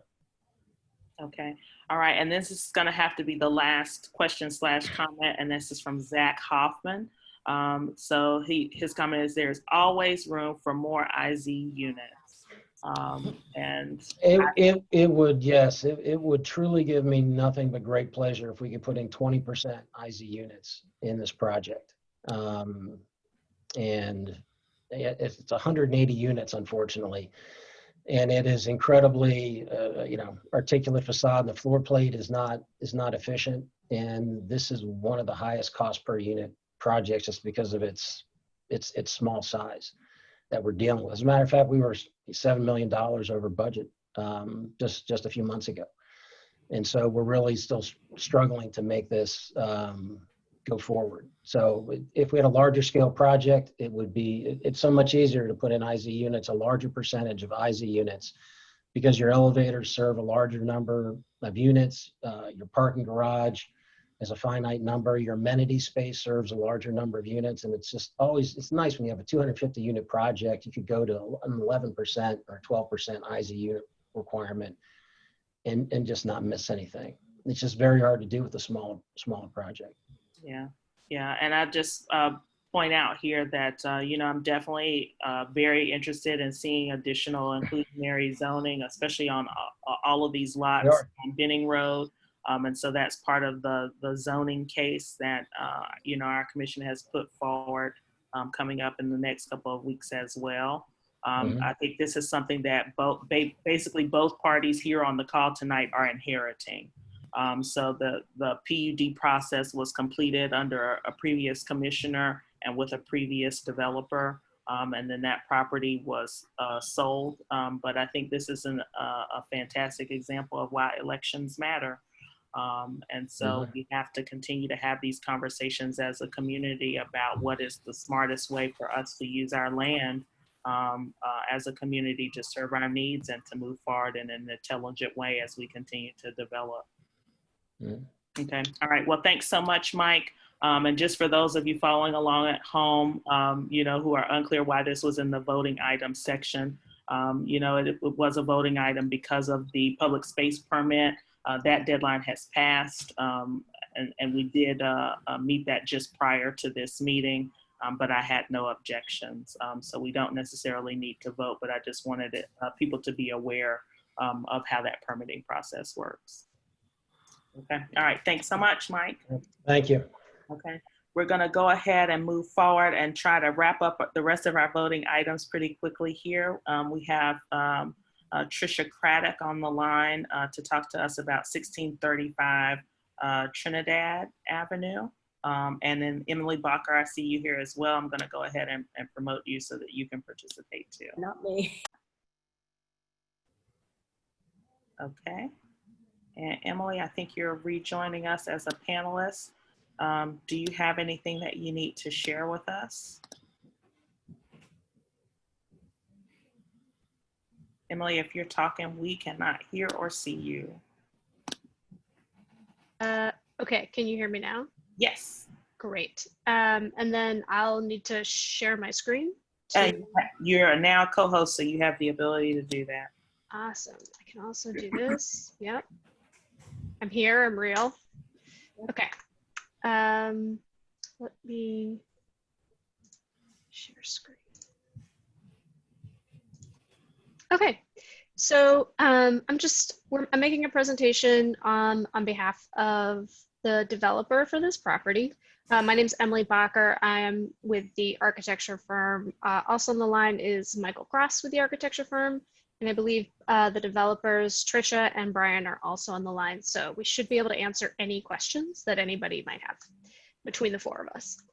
So this is a special exception application for BZA.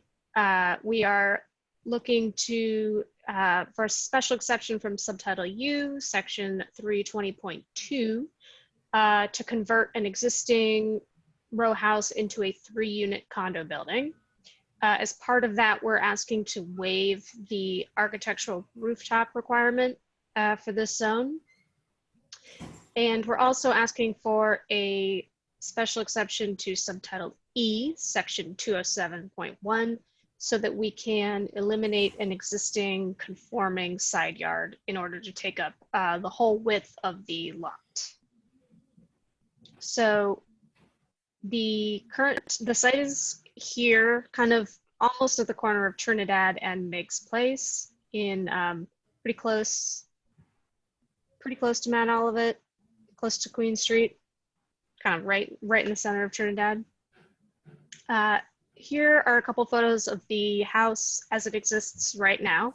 It's the brown house on the right. You can see a view of the front, a view of the rear, and then a view from the street. The blue building next door has also been converted into a condo building. I believe it is a 3-unit building. You can see they've bumped out quite a bit in the rear back here. There's another overhead to get an idea of where the site is.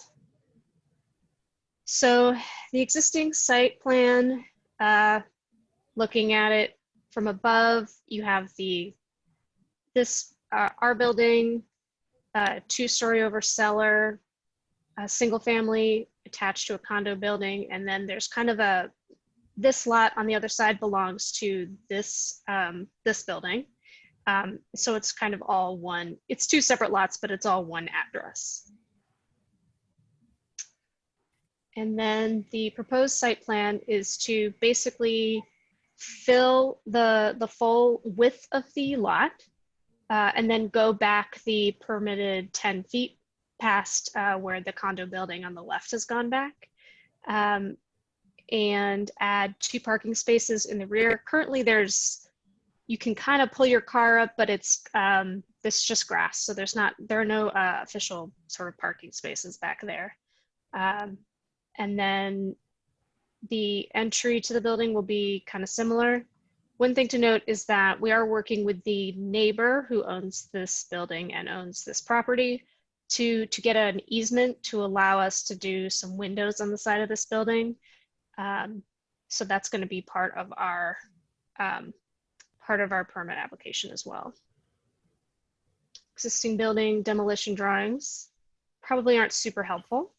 To do a little quick overview of the units themselves, there's 3, as I mentioned. There's one that is mostly in the cellar.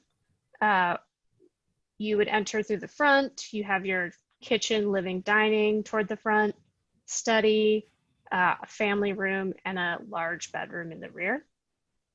The second unit, you would enter on the first floor. You go upstairs to the porch, similar to the way that you enter the building now.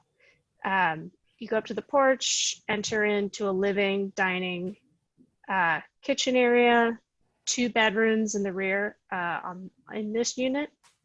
And then you would go upstairs to the master bedroom in the rear on the second floor.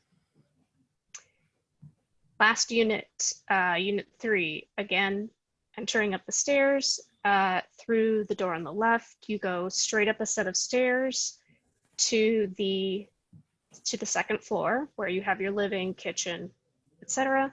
And then you take the stairs up to the top floor, which will be the 3rd floor. And that is where you've got 3 bedrooms. And then in the rear, there's a deck with a spiral that takes you up to a roof deck above. This is our proposed front elevation. We've kind of worked with the existing buildings.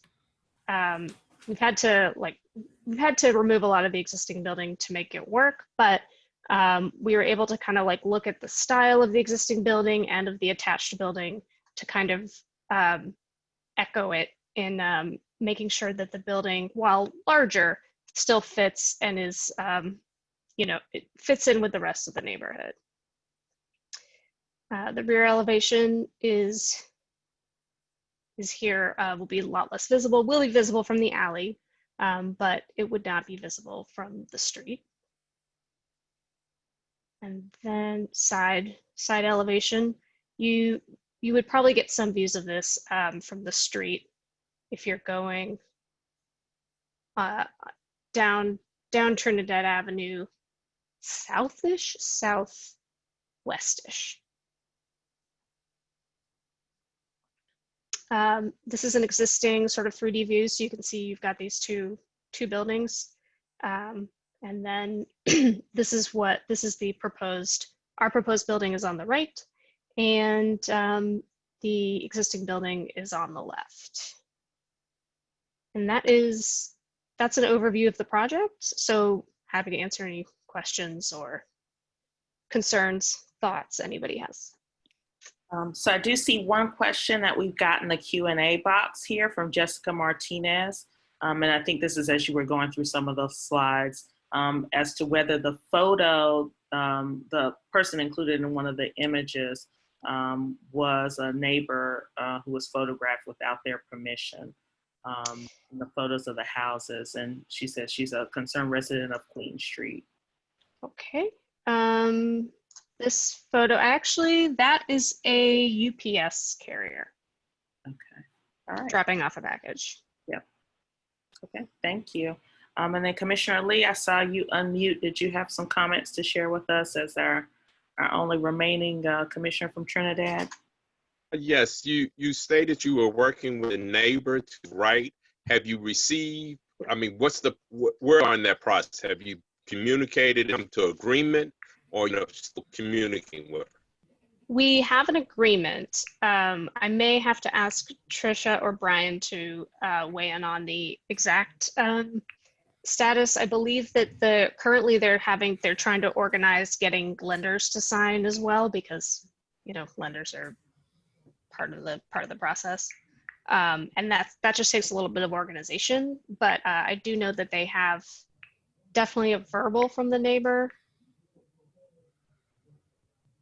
Is it in writing? Is approval in writing? Can you put Brian on the panel so he can answer? Yes, what's Brian's last name? Craddock.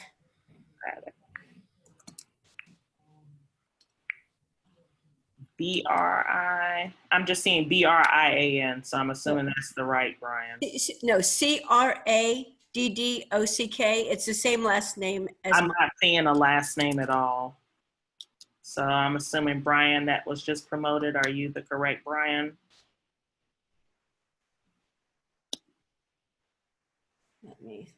Brian, you've been invited to unmute.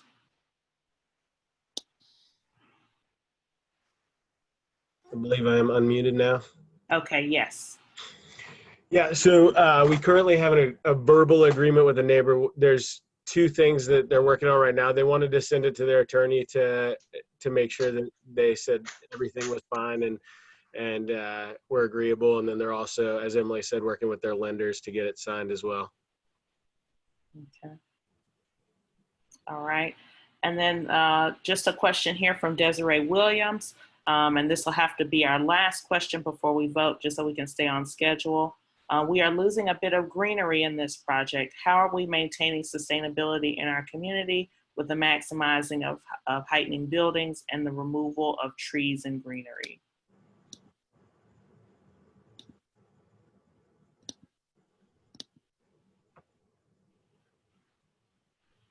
So any response there for Desiree?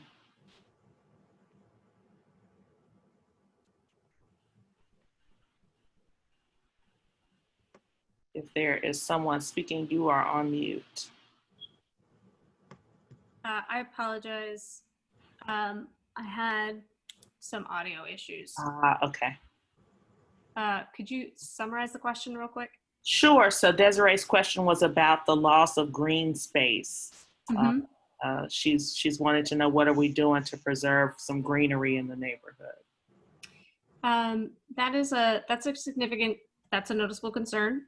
So in terms of the impact that this is going to have on the greenery in the neighborhood, currently on the side of the building where, you know, the side yard where we'd be filling in, there's a walkway. So there's very little green space on the side. You can actually see it here in this building. Most of this area is taken up by a sidewalk. And then we will be expanding into the rear. That area is not particularly visible now. So it wouldn't have quite, you would definitely notice from the alley that there's less green space.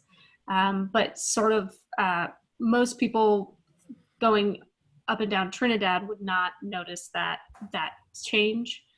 In terms of the front yard, we're not pushing forward at all. So we're actually going to have, we'll have the same amount of green space in front that there is now. Because this property is pretty far, the building itself is set back pretty far from the sidewalk, there's a significant amount of green area in front of the building. Okay. All right. Well, thank you for that. And then if you could just share with us your specific request for your upcoming hearing. Yeah, so the specific request is that we're seeking two special exceptions. The first one is to enable us to take the existing single-family row house and convert it into a 3-unit condo building. Part of that is waiving the requirement to maintain the rooftop element, and that's part of that conversion request. And then the second part is to eliminate the existing conforming side yard. So to take the building, it's about 5 foot off the side property line now, to take it all the way to the side property line. Okay. All right, thank you. And any comments or questions from the commissioners?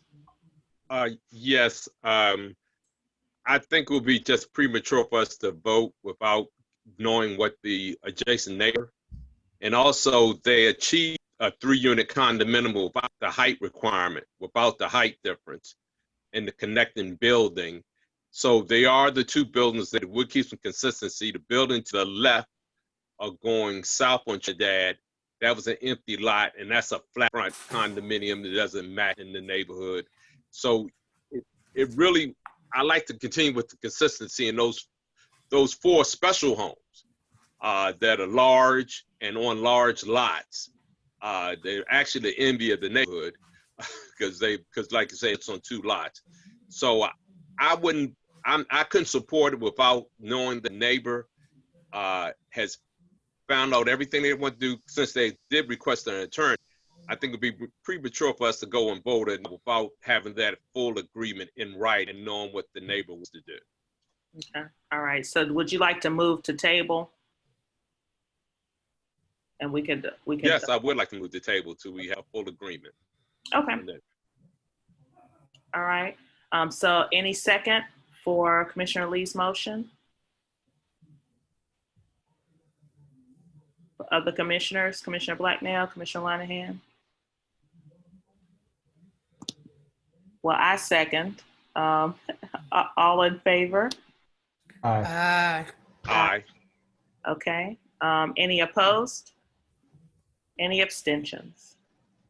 Okay, so that will be tabled until our October meeting, and then we'll have additional conversation and vote at that time. All right, thank you so much. Thank you for your time. Thank you. All right. And so I think that concludes all of our voting items, Commissioner Lee. I know we were skipping ahead there to you know, kind of be respectful of your time since your family is grieving at this time. I know you had one more item from New Samaritan that they might want to share. Did they want to share that at this time, or are we? I'm sorry, in my day, I forgot to. I'll just share. I spoke with the missionary, President New Samaritan. I'd like to go to the New Samaritan's website, and you can see a video of the individuals in the neighborhood that received food. It was a lot of positive feedback. Well, not a lot of positive feedback. A lot of needs have been met through the food giveaway portion of New Samaritan. Due to some technical issues that they have not received a payment for the food, but because they know it's been approved, they're going to move forward through the end of the year. Right now, given what's going on with COVID, they're going to move to the end of the year, continue the process. And I just wanted the community that if you have been by there on a Wednesday to see what's going on, another individual who has an arm is bringing in fresh vegetables also to participate in the food giveaway. So it's really growing. A lot of people in the neighborhood are participating. Unfortunately, from 6 because it's right there on the line, but people aren't able to come into participating and helping out with the food giveaway. So just go to samaritan.org, check out the video. And with that, I'm going to step away again. I'll be on mute, but I'm going to step away. Thank you, Commissioner Moore. And also, I sort of knew what was going on with my family, so I did notify Commissioner Moore and really gave her the reins to continue. I will speak with her, and once some things settle, to see if I can't get back by October. But I just want to thank the commission for allowing me to step away and take time with my family. So thank you again, and have a good night. Okay. All right. Thank you. And I'm sure everyone is, you know, our thoughts and prayers are with you and your family at this difficult time. Yes. Yeah, Commissioner Lee, let us know if we can do anything for you.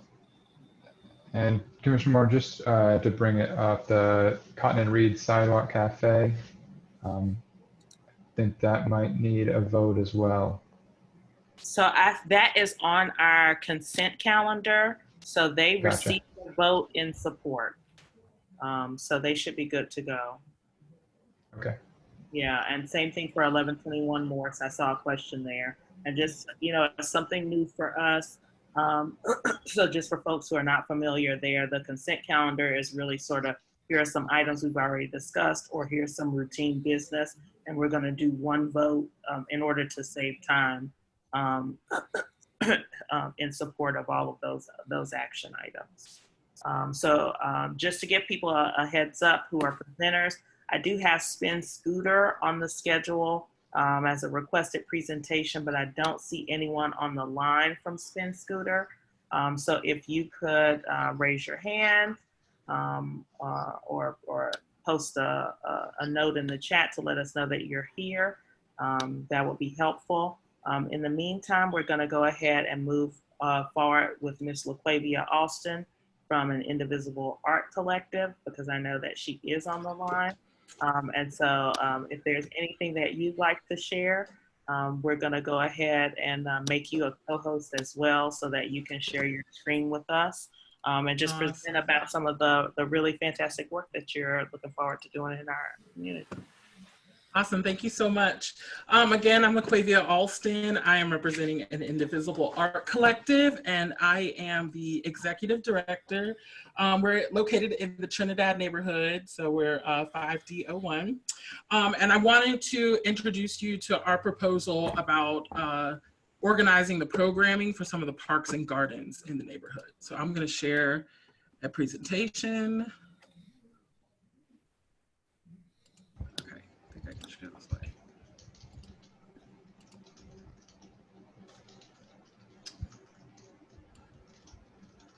Awesome. Okay, so just a little bit of information about who we are. Our organization is an indivisible art collective. We came together in the summer of 2017.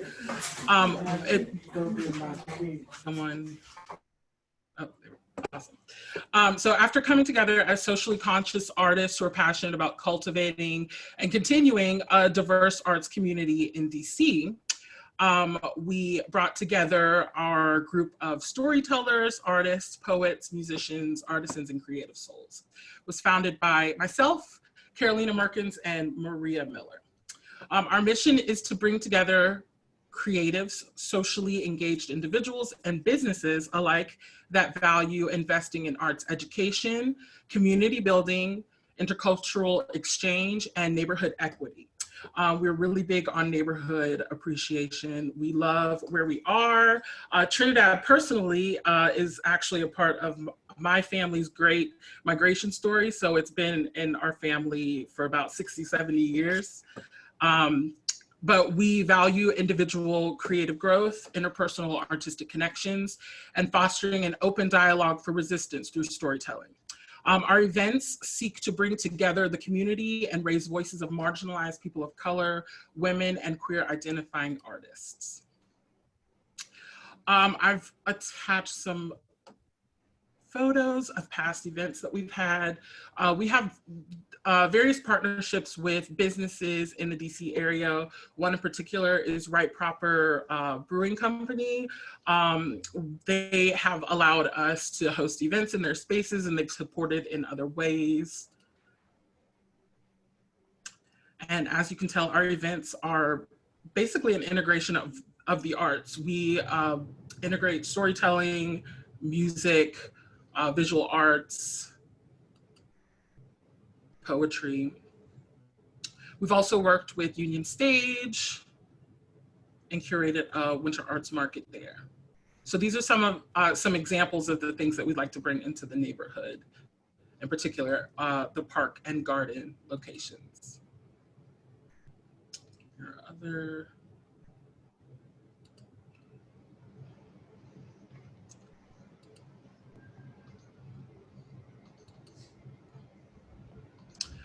We have had interest meetings and jams, just another example of some of the things that we like to do and help engage with the community. So our vision breaks down into 3 different departments or divisions. We have our entertainment division, which is where we conduct our concerts, events, arts festivals. This is definitely something that we want to bring into the neighborhood to show our appreciation. We also have an education initiative. Right now we have partnerships with Serve Your City, DC, and the social justice schools. And so we would love to bring some of the programming that we're doing with them into the parks as well. We are developing our agricultural division, which we're super excited about. We've already started our community garden on site. This is something that we would like to bring into the parks and of course the gardens. We would like to raise the voices of Black and Brown farmers market artisans. We would like to develop workshops under the agricultural division, and we would like to provide food security for the neighborhood. We are also working with the DC Fridge Collective. They have access to produce and pantry items that would help sustain the community and help provide basic needs.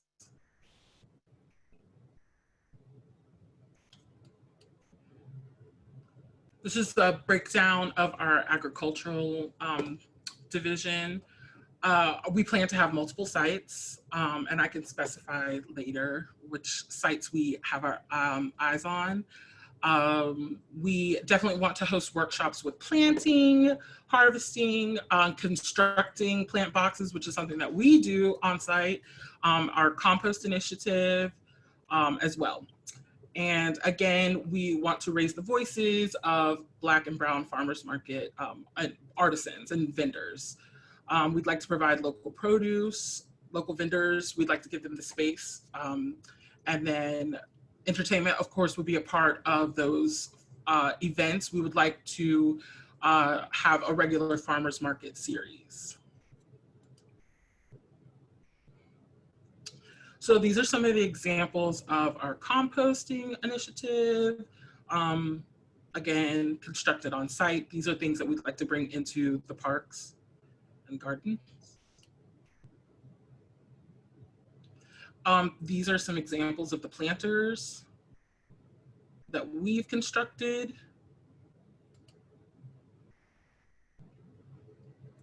And this is one site in particular that we're interested in doing some of the programming for. It's located at I Street Northeast. Again, some of the things that we would want to be involved in and initiate would be harvest for food security. We'd like to expand on our partnership with the DC Fridge Collective and possibly have a pantry or something out here that helps, again, provide those basic needs for the community, workshops and classes. We would like to provide fencing for this site in particular, just to keep everything in-house. And again, we'd like to host our regular farmers market series here. Also, Lewis Crow Park, which is at the corner of Mount Olivet and West Virginia. We are actually neighbors, and this is one of the places that we would love to do the majority of our programming. We would like to introduce events in like neighborhood-wide festivals to this particular site. Our farmers market, we would certainly love to make a regular series at this site. And again, that includes the food security, the DC Fridge Collective, community workshops, and fencing.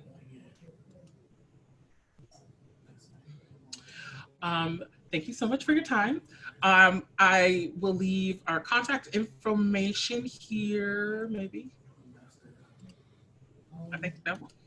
Okay. You can include it in the chat as well. Oh, awesome. Okay, I can do that as well.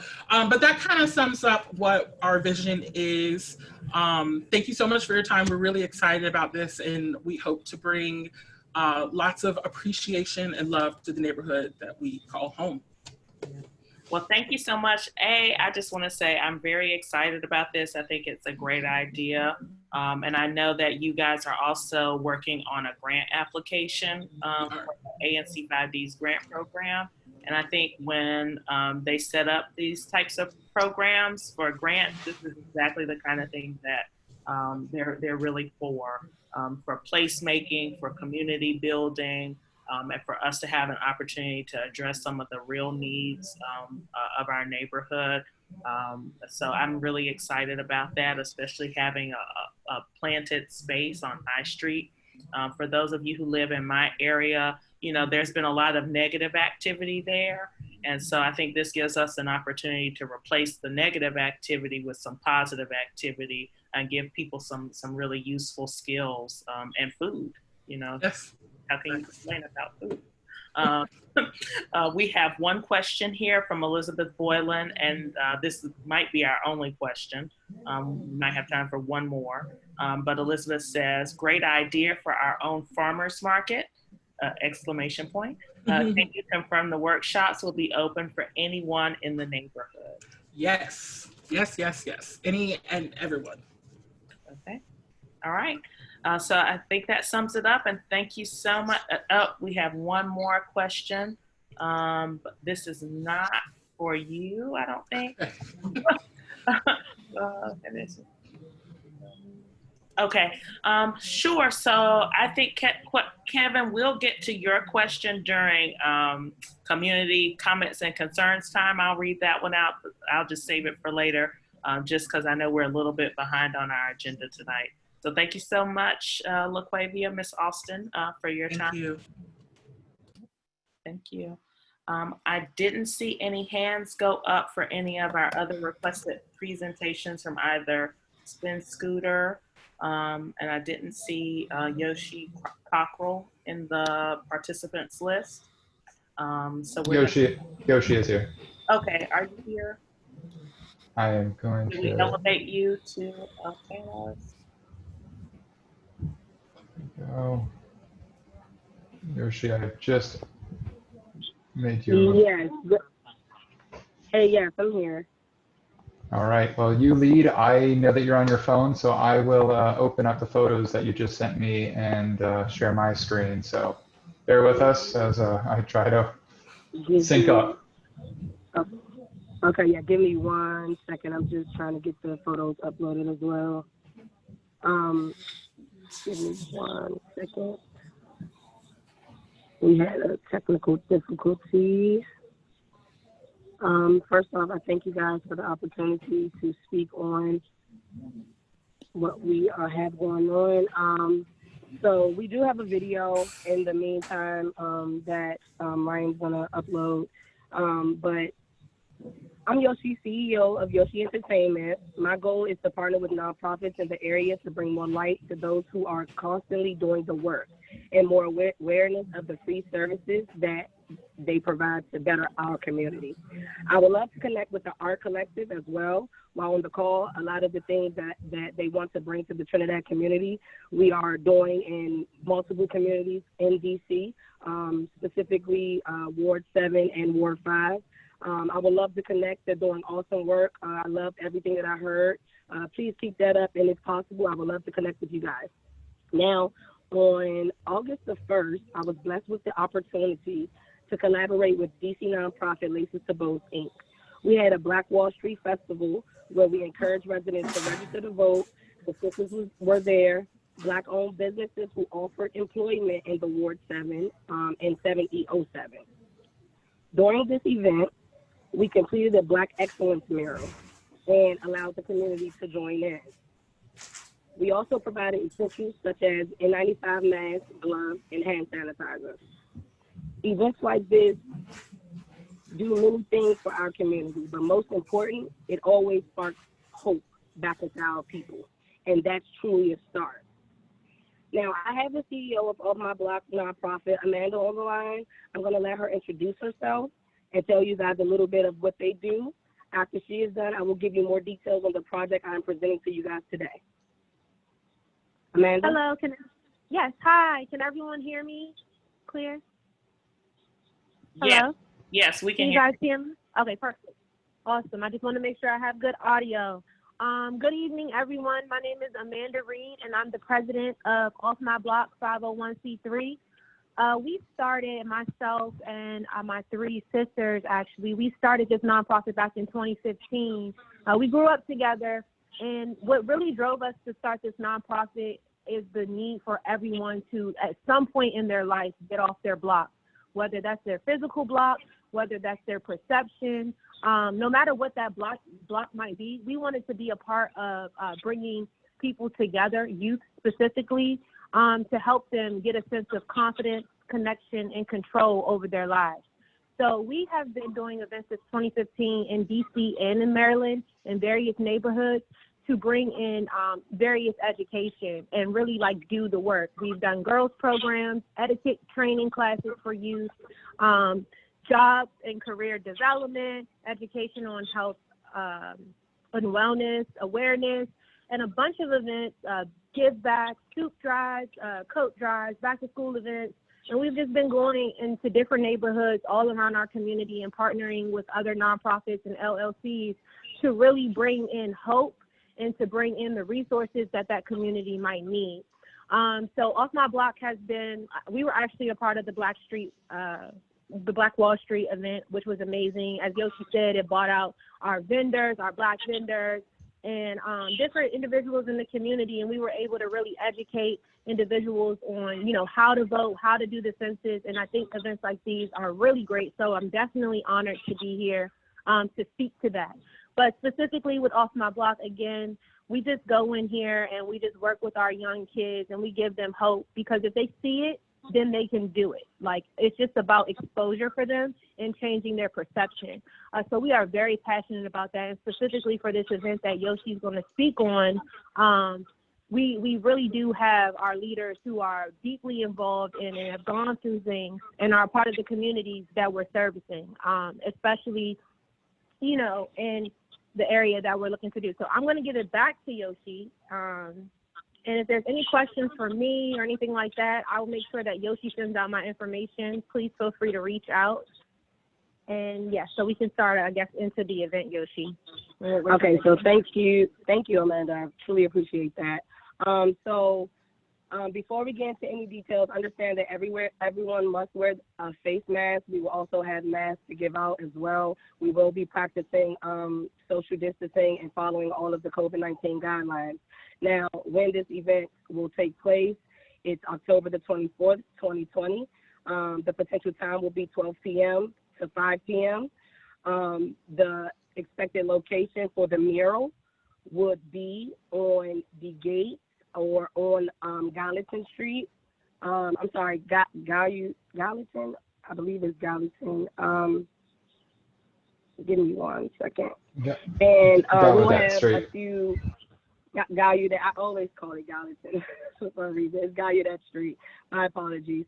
So we'll have different speakers. Ryan, the ANC of Ward 5, he will be speaking, as well as the COO from On My Block and CEO, as well as some individuals from the community that has experienced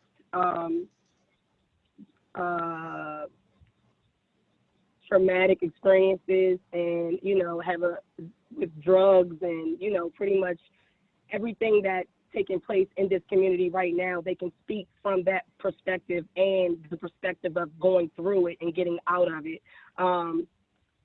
Also, the events, we will be giving away free t-shirts. We'll have free food. Again, the artwork will be done by artists from the community as well. And we'll also have, like I said, multiple different Black-owned businesses as well that could provide job information to the community residents and people of the community. I think that is very, very, very important because not only are we providing the hope, but we're also providing solutions for the community and residents of the community to pretty much move forward.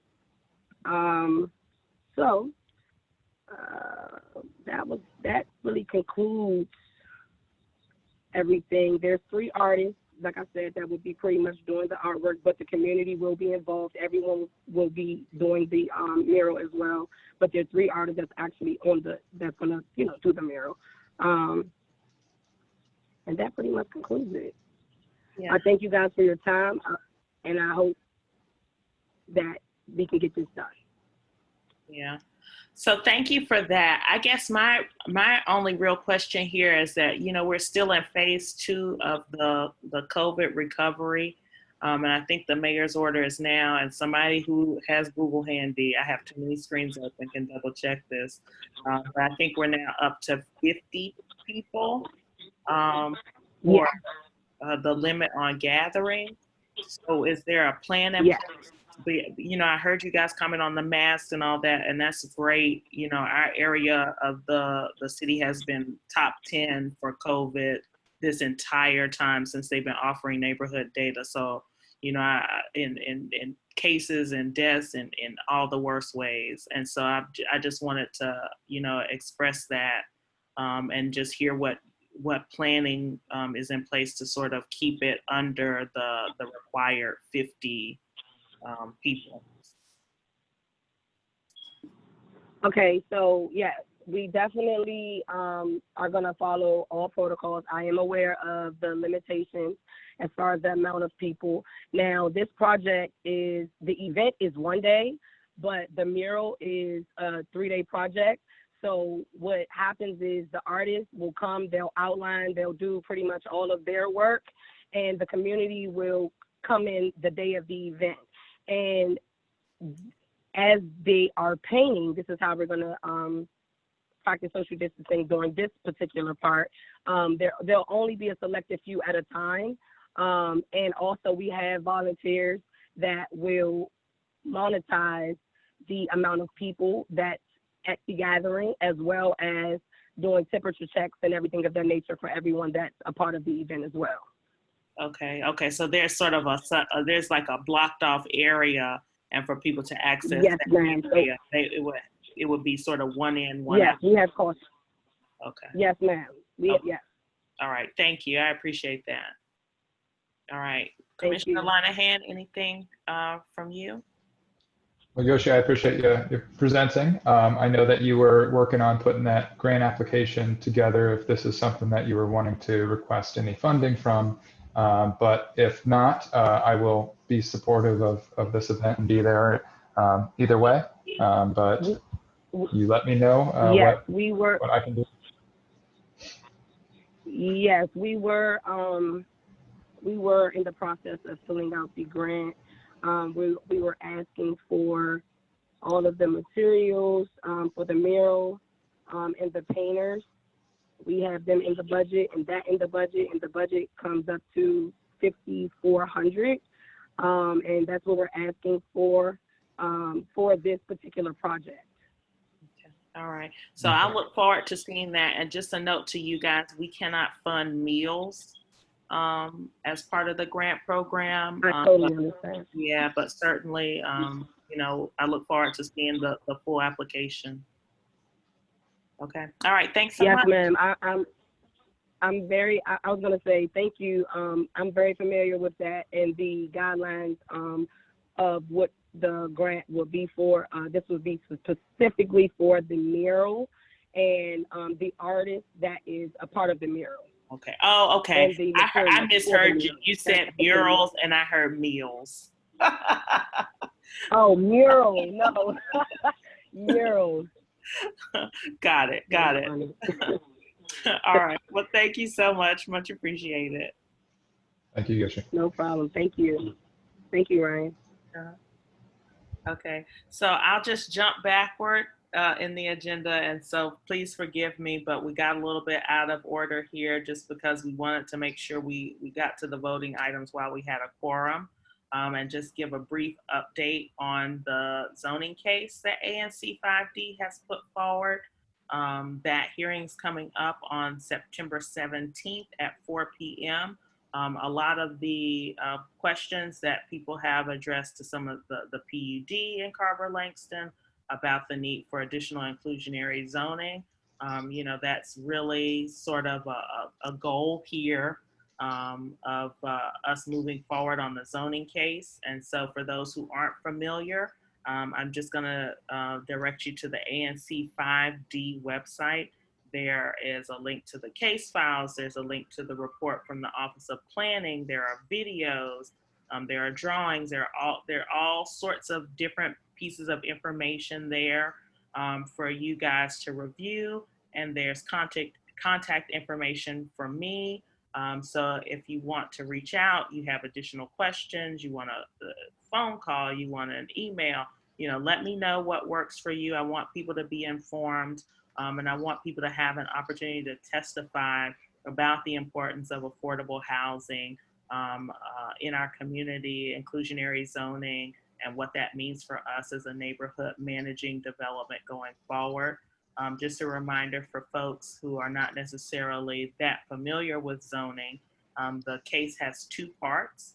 The first part is an upzoning of Benning Road so that we can get additional, take advantage of additional inclusionary zoning on all projects that are coming through on Benning Road and set the stage for some better negotiating on behalf of the residents of Benning Road to get some updated housing that's also affordable. And then there's a second portion, which is not a downzoning, I think, which is confusing for some folks, but it's a contextual rezoning, which gives you the opportunity to build an additional story on some of the townhouse lots, on some of those interior blocks in our neighborhood, and then repositions those buildings so that we're building backward instead of building, 12 to 15 feet in front of the building next to you and totally blocking in or cutting off the block. So that's a brief summary. And then there's just some contact information on ANC5D.org. So please, take a look at that and reach out if you have questions. So we are going to briefly go to Silas Grant, who has joined us from the Ward 5 Council Member's Office for his updates before we launch into community concerns and commissioner updates. Good evening, ANC5D. Can you all hear me? I was just going to say thank you for your patience. Yes. Oh yeah, no worries on that. Again, good evening to ANC5D. I just wanted to present a few updates. One, today is the first day after our shortened recess for the council, so we are getting back into our full schedule starting today and moving between now and the end of the year. And so we'll have a host of hearings coming up later in September. We'll have those dates up on our website for the hearings that the council member is participating in. During recess, we had an opportunity, specifically in 5D, to have a lot of engagement and visibility. I just want to highlight a few things that we've been working on with residents and entities within 5D. Chairman Lee mentioned New Samaritan. We were able to establish a partnership between New Samaritan and Ivy City Smokehouse. So on Tuesdays, we pick up about maybe 50 meals and deliver them to New Samaritan in preparation for their giveaway on that following day on Wednesday.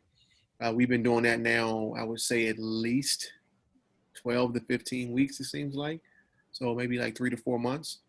And so I actually delivered the meals earlier today, and Elder Powell has been a really great person on the inside to work with New Samaritan. Along those lines, I would say about 3 weeks ago, Ivy City Smokehouse reached out to us and wanted us to help identify organizations that they could provide bulk food to for giveaways. And so we identified 12 organizations, a number of them housed in Ward 5 and some housed even within 5D, that were able to get pounds and pounds of chicken wings to give away at their various community events. There were some groups that do work in Ivy City, Trinidad, as well as Langston Harbor that were included. And I believe some of those photos from that event was in one of our recent newsletters. The next two things I want to highlight, it goes in terms of community engagement. We've been hosting, when I say we, on the constituent services side, myself and Kelly Sislo, we've been hosting a number of conference calls with residents in communities within 5D, namely Trinidad as well as Ivy City. Those conference calls have been in an effort to respond to heightened concerns during COVID-19 around gatherings outside and also violent crimes that have been happening. We also had a walkthrough recently with Commissioner Lanahan and a few other residents in Ivy City to address some of the most nuisance properties in the Ivy City community. We're working to get some headway between our office, the ANC, the Office of the Attorney General, MPD, and a small number of other law enforcement agencies to begin getting our hands around some of the nuisance properties in that area.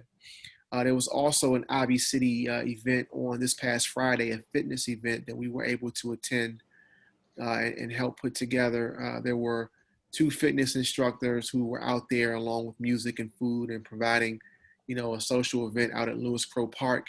And that went pretty well on Friday. Last week, we also had a cleanup in Trinidad, which was between Mount Olivet and Florida Avenue, West Virginia, and Montello. So that rectangular part of the map, we were able to partner with the clean team that is assigned over there through DSLBD.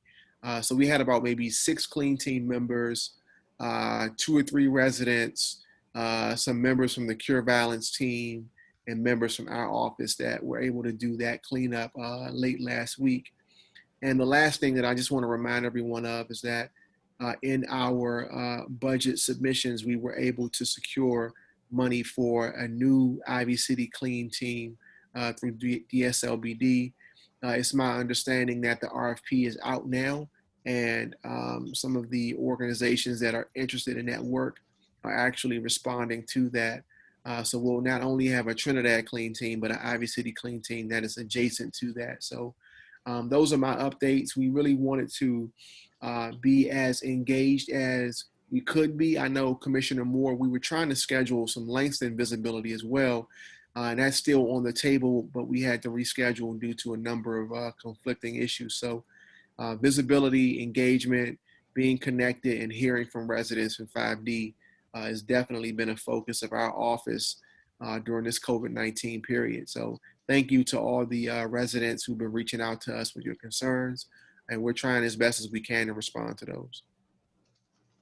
And I do want to just point out that you guys have been participating in the blitzes at Harbor Links, and we've had a series of agency blitzes to address some of the issues associated with violent crime in our area, and just some of the quality of life issues. And so we have made a lot of headway on those. So if you live on Bennett Place or you live on 21st Street, you've seen that we were able to expedite the request on speed bumps. And that was, you know, I know in human time it was a few months, so it's kind of like, oh, it wasn't that fast. But in ANC and agency time, from resolution to actual installation of the speed bumps, you know, that was record time on doing that. You know, that can take a year or more in some cases. So I really, you know, appreciate you guys getting involved, the mayor's office getting involved, and DDOT for expediting that request. Okay. Yeah. All right. Thanks so much, Silas. You're welcome. Any questions for Silas? Silas, could you expedite the request we made for Ivy City speed bumps? Listen, so I got the tweet from Janae 2 or 3 days ago. That was, I believe that was on, is it Kendall? That one, or was that Corcoran? I sent a video, or I tweeted a video of a car going by at 65 while we were doing that's one she said. a food donation drive. Yeah. Yeah. So we're out there present, adults. Yeah. So we're still working with Kelly from DDOT to try to get all those installed. So, you know, I don't know if I've got to check with Kelly Sislo in our office to see if we've received a copy of your submission of the petitions. If we haven't, I'll check with her. If she doesn't have a copy, I'll reach out to you tomorrow to try to get a copy of that from you. Okay. Well, I know that it was, I think, last summer, maybe the summer before, a young girl was hit on Central Place by a speeding motorcyclist. So we need, the kids need protected. They don't have anywhere else to play. There's no parks to really go to, as you know. So we need the speed bumps. Okay. All right, thanks so much, Silas. You're welcome. We're gonna go ahead and move forward into community feedback and questions. So we have the first bit of community feedback from Kevin Horgan. And this is just a reminder to everyone else, you know, you're welcome to submit comments, questions about topics that we didn't discuss, suggestions for topics that you'd like to hear about. You know, this is your time. So question from Kevin Horgan. Question about upcoming ANC elections. Will the ANC allow ANC candidates to introduce themselves at the October meeting? My SMD 5D06 has 3 candidates vying for the open seat. It would be nice to hear from them. So I think that that's a really good question, Kevin. I think my only concern with that is that, you know, I'm also running and I don't want to cross any kind of ethical boundaries, giving myself, you know, extra exposure, you know, over a candidate who's not currently an incumbent. But what I will say is that during, you know, community question and answer time, you know, we don't control what people stand up and say for their 1 minute, you know, a speaking time. So if a person happens to be a candidate for ANC and during the community comments and questions, portion, they just want to take an opportunity to introduce themselves, you can use your 1 minute for that. As a community member, you have that right. Anything else from folks? Any other questions? Any other comments? Okay, I'm not seeing anything here. I spoke too soon. Zach Hoffman says he would love to respond to that. Zach, do you want to be unmuted?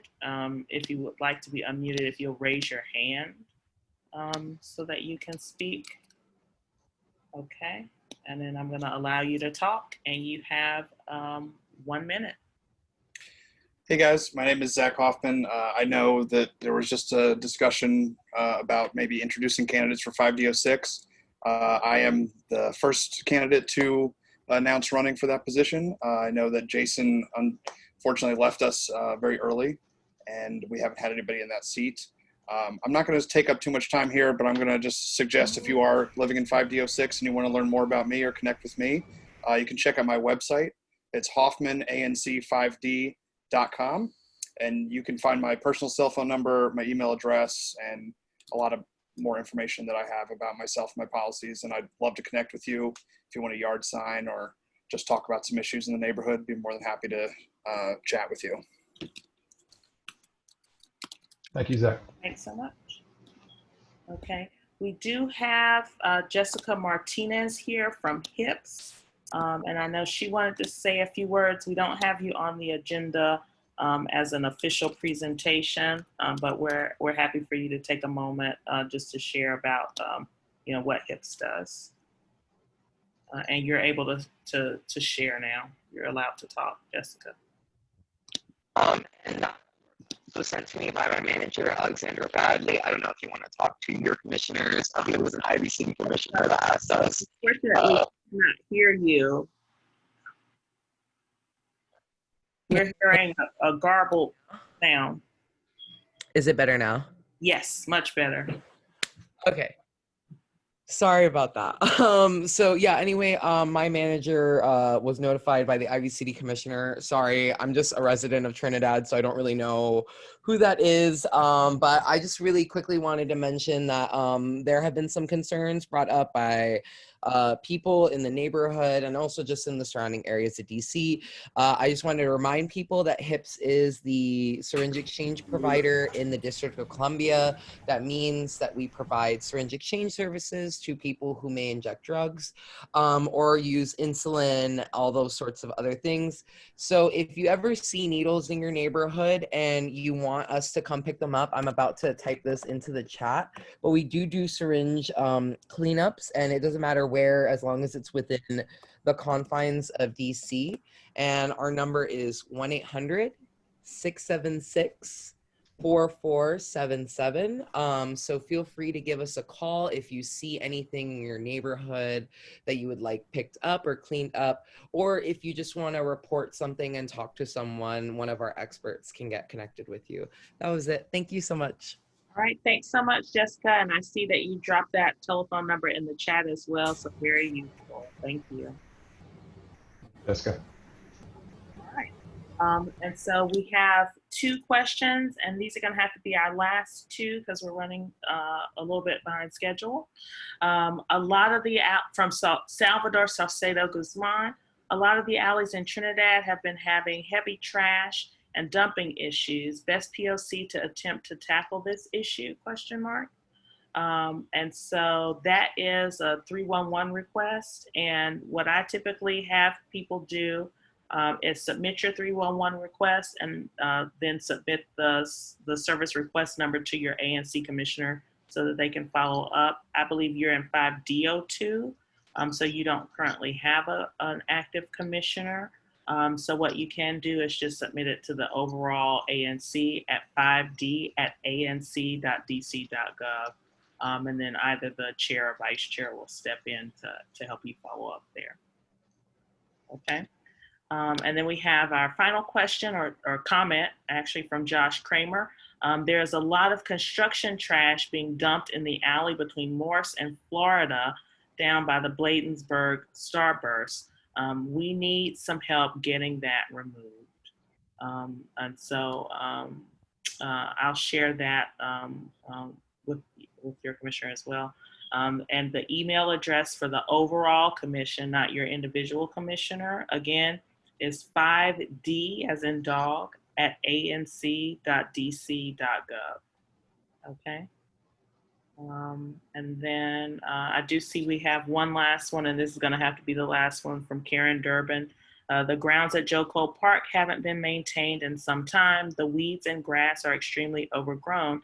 I put in a 311 request, and the response was that PR isn't the cognizant agency. Who is the cognizant agency, and can they please cut the grass? So I will encourage you to send that 311 request number to that same email address, 5d@anc.dc.gov. And Commissioner Linehan, if you could drop that in the chat as well for folks following along at home. Yes, and I would also add, Commissioner Moore, Twitter seems to be a good resource. Call out the agencies, call out your council member, call out your mayor. This is the only thing. It seems like putting somebody under the public forum is the only way they actually move. But yes, there are a lot of these 311 requests that get dismissed even when the commissioners are submitting them. So please help us out and continue to submit these. If you have Twitter, help out and tag as many people as you can. Okay. All right. Well, thank you so much, everyone. I will forgo my commissioner update since I gave most of that in the address about the speed bumps. And you can follow along with that spreadsheet that I keep publicly about the status of all of those items. Commissioner Blacknell, did you have any commissioner updates that you wanted to share with the community? I only have like around about one. We're still trying to work on getting Spingarn open. So stand for Spingarn, the original alumni for Spingarn. I have been meeting with them. So I will be getting an update as far as Spingarn. And also a few of the residents have asked me about the Arboretum. So my goal as being reelected as the ANC commissioner is to make sure to get Spingarn open and working on the Arboretum. Okay, thank you. And Commissioner Linehan, anything from you? Yes, I guess if anyone has paid attention to the Board of Elections and who will be on the ballot, my name is not there. I will not be running, obviously. This was intentional. I am going to be supportive of Sabrina Rhodes, a close friend of mine who has very similar ideals as I do. So please, everyone, go out and vote, register, make sure everyone is not missing this opportunity. We really need everyone out there to get their voice out. All right, thanks everyone. And just a reminder for those people living in Carver-Langston that the zoning hearing is coming up for our zoning case on the 17th of September at 4 p.m. as I mentioned earlier. With that said, I'd like to adjourn the meeting. So I move that we adjourn. Can I get a second? Second. Second. All in favor? Aye. Aye. Okay, seeing none opposed, we are officially adjourned. Thanks so much, everyone, for your time. Good night. Good night.